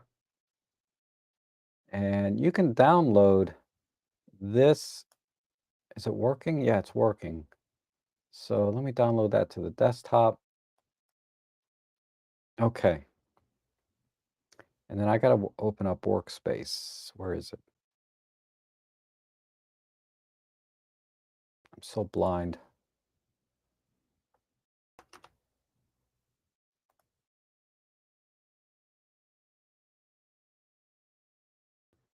So you can kind of extrapolate some recipes from these downloads.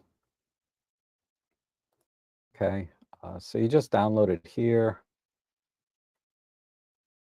Here's a sample image. This is the Eterna. But all of these settings, okay, file.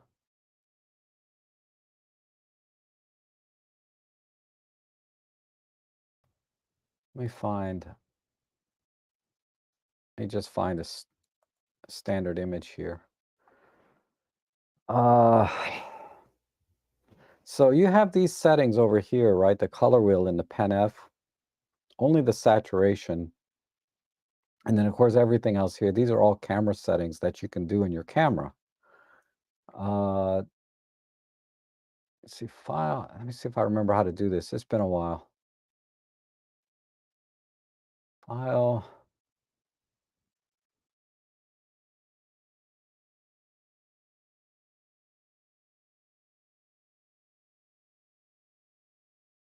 Trying to remember.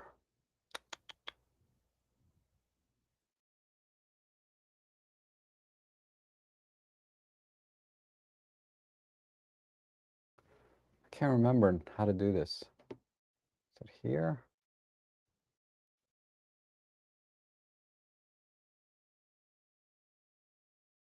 Yeah, this, I think it's this one, load batch processing file. And I downloaded it to my desktop.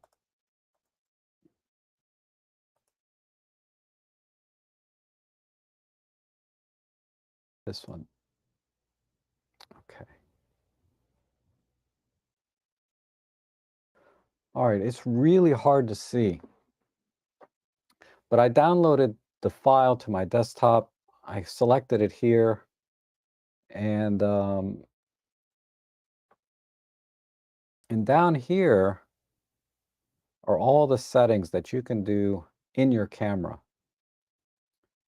So on this particular one, if you want an Eterna recipe, so we're doing auto white balance, amber red +1, white balance green +1, picture mode muted, highlight 0, midtone 0, shadow -2, contrast -1, saturation -2, gradation auto. So all of the settings are right here that you can do in your camera. So give me 1 second here. I'm going to walk you through this real quick. What I need to do is change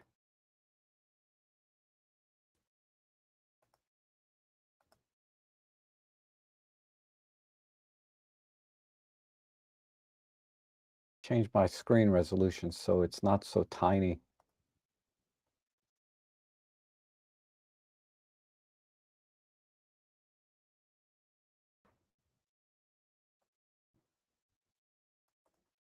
What the heck?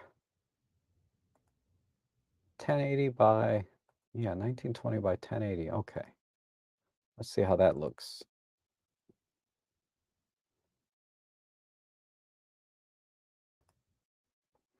All right, so you go to that link, it'll take you to this page, right?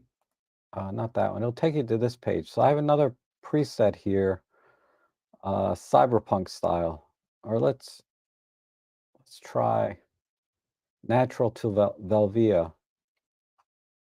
Download this link. Here's an example, right? I have a sample image and basically just download this link right here. I'm going to save it to the desktop. Okay, and then go to OM Workspace. Where is it? Here. And then go over down here to the bottom right.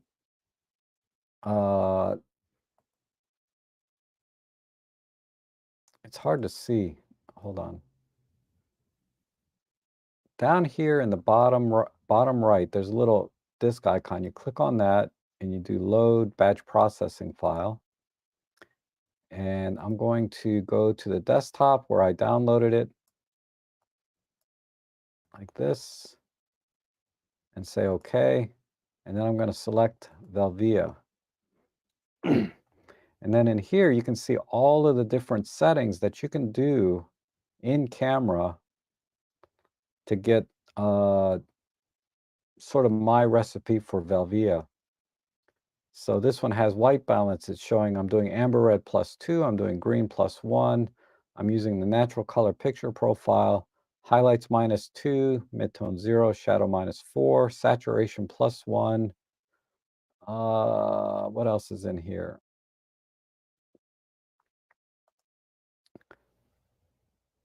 And if you're just using OM Workspace, you can just apply this directly to the image, right?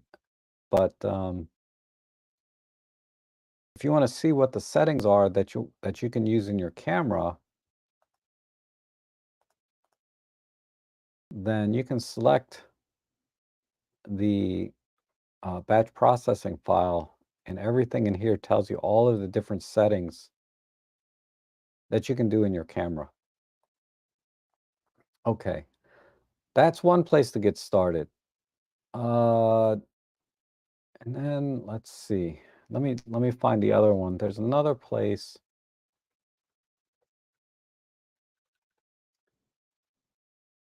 I put it in.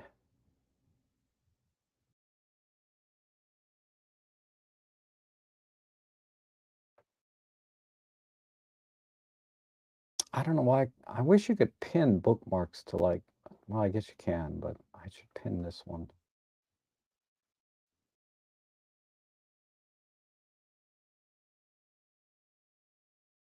He used to come, his name is Siegfried. He used to come into my live streams. I haven't seen him in a while.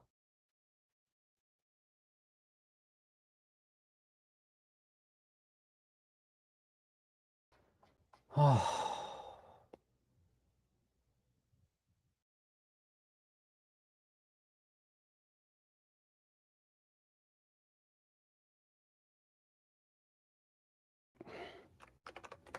let me see if I can just Google Elvis.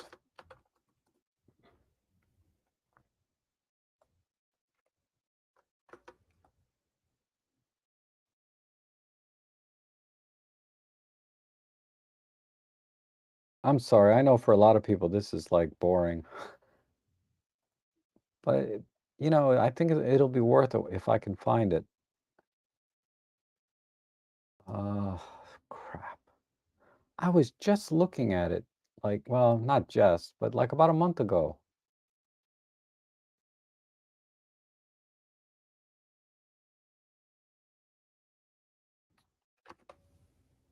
I'm gonna find it. Give me one more minute. I will definitely find it here.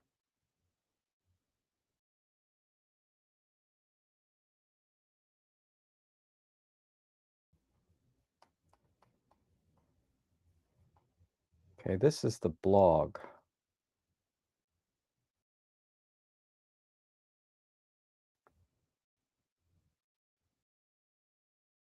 And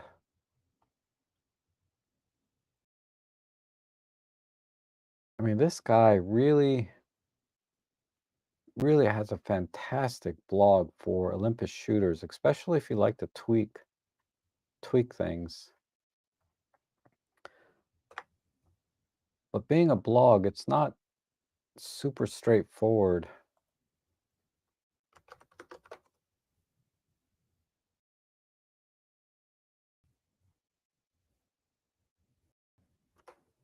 Oh, give me a second.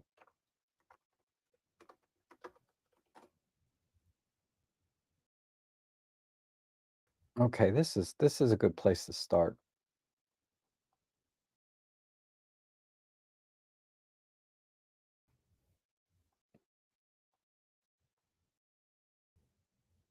I'm just going to give you this link. Just start here, but there's other. So this is the blog, right? And he goes into so much detail to help you understand the color science of the Pen F and and he has tons of settings in here, but start here and then you can start digging around and looking for the recipes that he created with the Pen F. So there's the link for that. This guy is really fantastic. Time to time, people get all controversial about some of the claims that he's making. So I'll just give you these links as a and do your own due diligence if you disagree with anything he talks about here. But regardless of, you know, anything controversial about color signs and all that that he might post, I don't think it's controversial, right? It's just some of it's a little more subjective than others, but for the most part, it's a very objective blog, and he does a lot of research into everything he writes about. So you can pretty much take it as the gospel, but always do your own due diligence. And somewhere in that blog, you can start on that page that I gave you. He there's he's got recipes and things. They're not necessarily recipes, but he has different color recipes, I guess. I don't know how to if I'm explaining that well, but you can start with mine to give you an idea of the settings that I've done in the past. I haven't done any in a long time. And then you can read some of the research here. So these are not canned recipes, so to speak, but it's definitely a great place to start learning about creating your own recipes.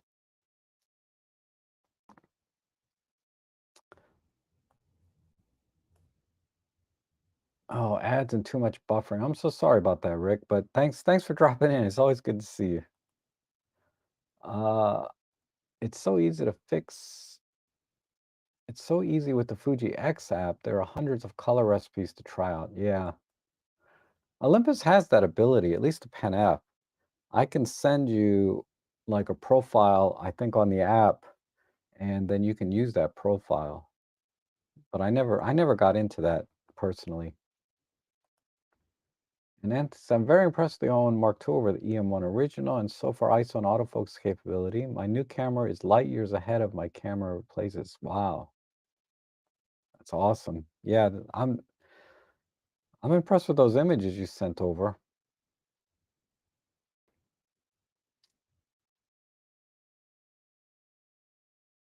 Yeah, I realize now that I unintentionally set it to 3200 instead of 125th, which would allow me to use a lower ISO. Yeah, definitely. I think those ducks you could easily probably 1/1000 would be pushing it at that focal length, but 1/2500 would have definitely helped a little. And David says the judge at the camera club said that she wanted to see the full flowers, which in my mind would have made the butterfly. Oh, yeah, this is in reference to entering competitions, you know. It's very subjective what these judges do.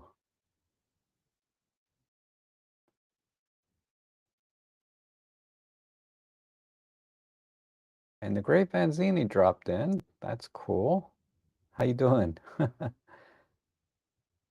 Wait, you have a website? I do. I don't do much on it. So it's just robtrek.com, but I very rarely do anything on there.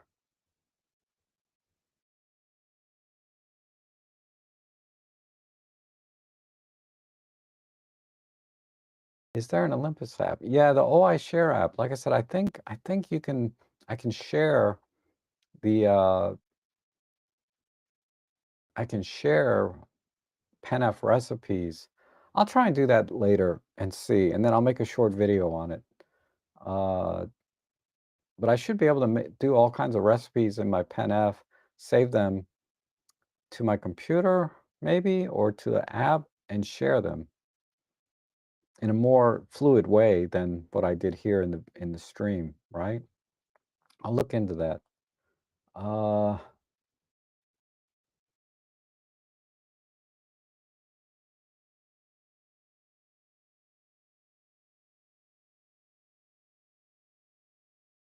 and Tom is very good at folks. It's often worth removing updates. So I'm just catching up on some of the chat while I was doing that other thing to restore the original speed and efficiency of older products. Yeah, that's true because software, the more complicated it gets, right? The more robust the software gets, older computers are going to have a hard time dealing with it, right?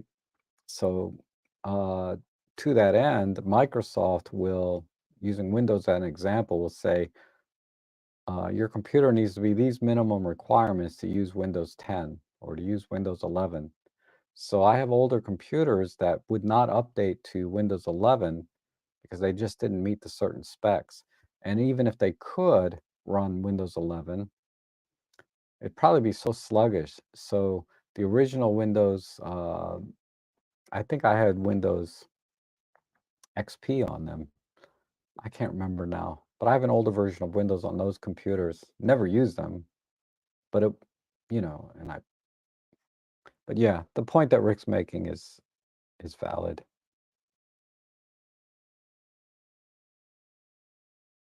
All right.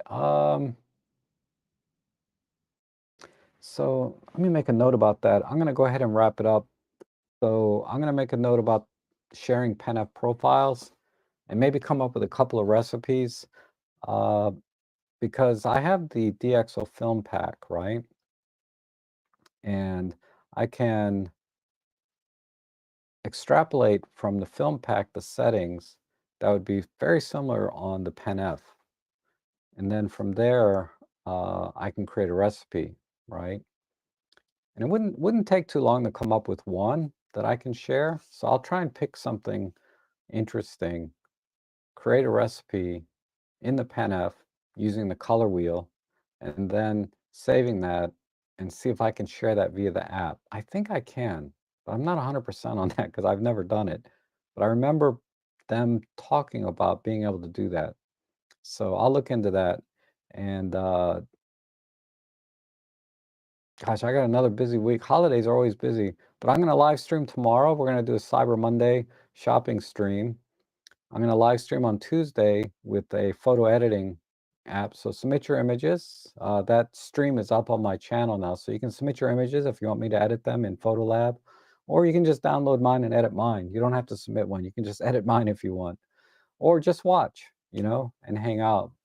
And then I'll probably do another stream on Friday.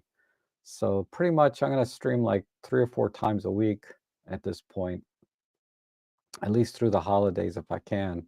And then we may back it off a little bit for next year. So thanks everyone for coming in today. I really appreciate it. And I will be back tomorrow. See you again soon.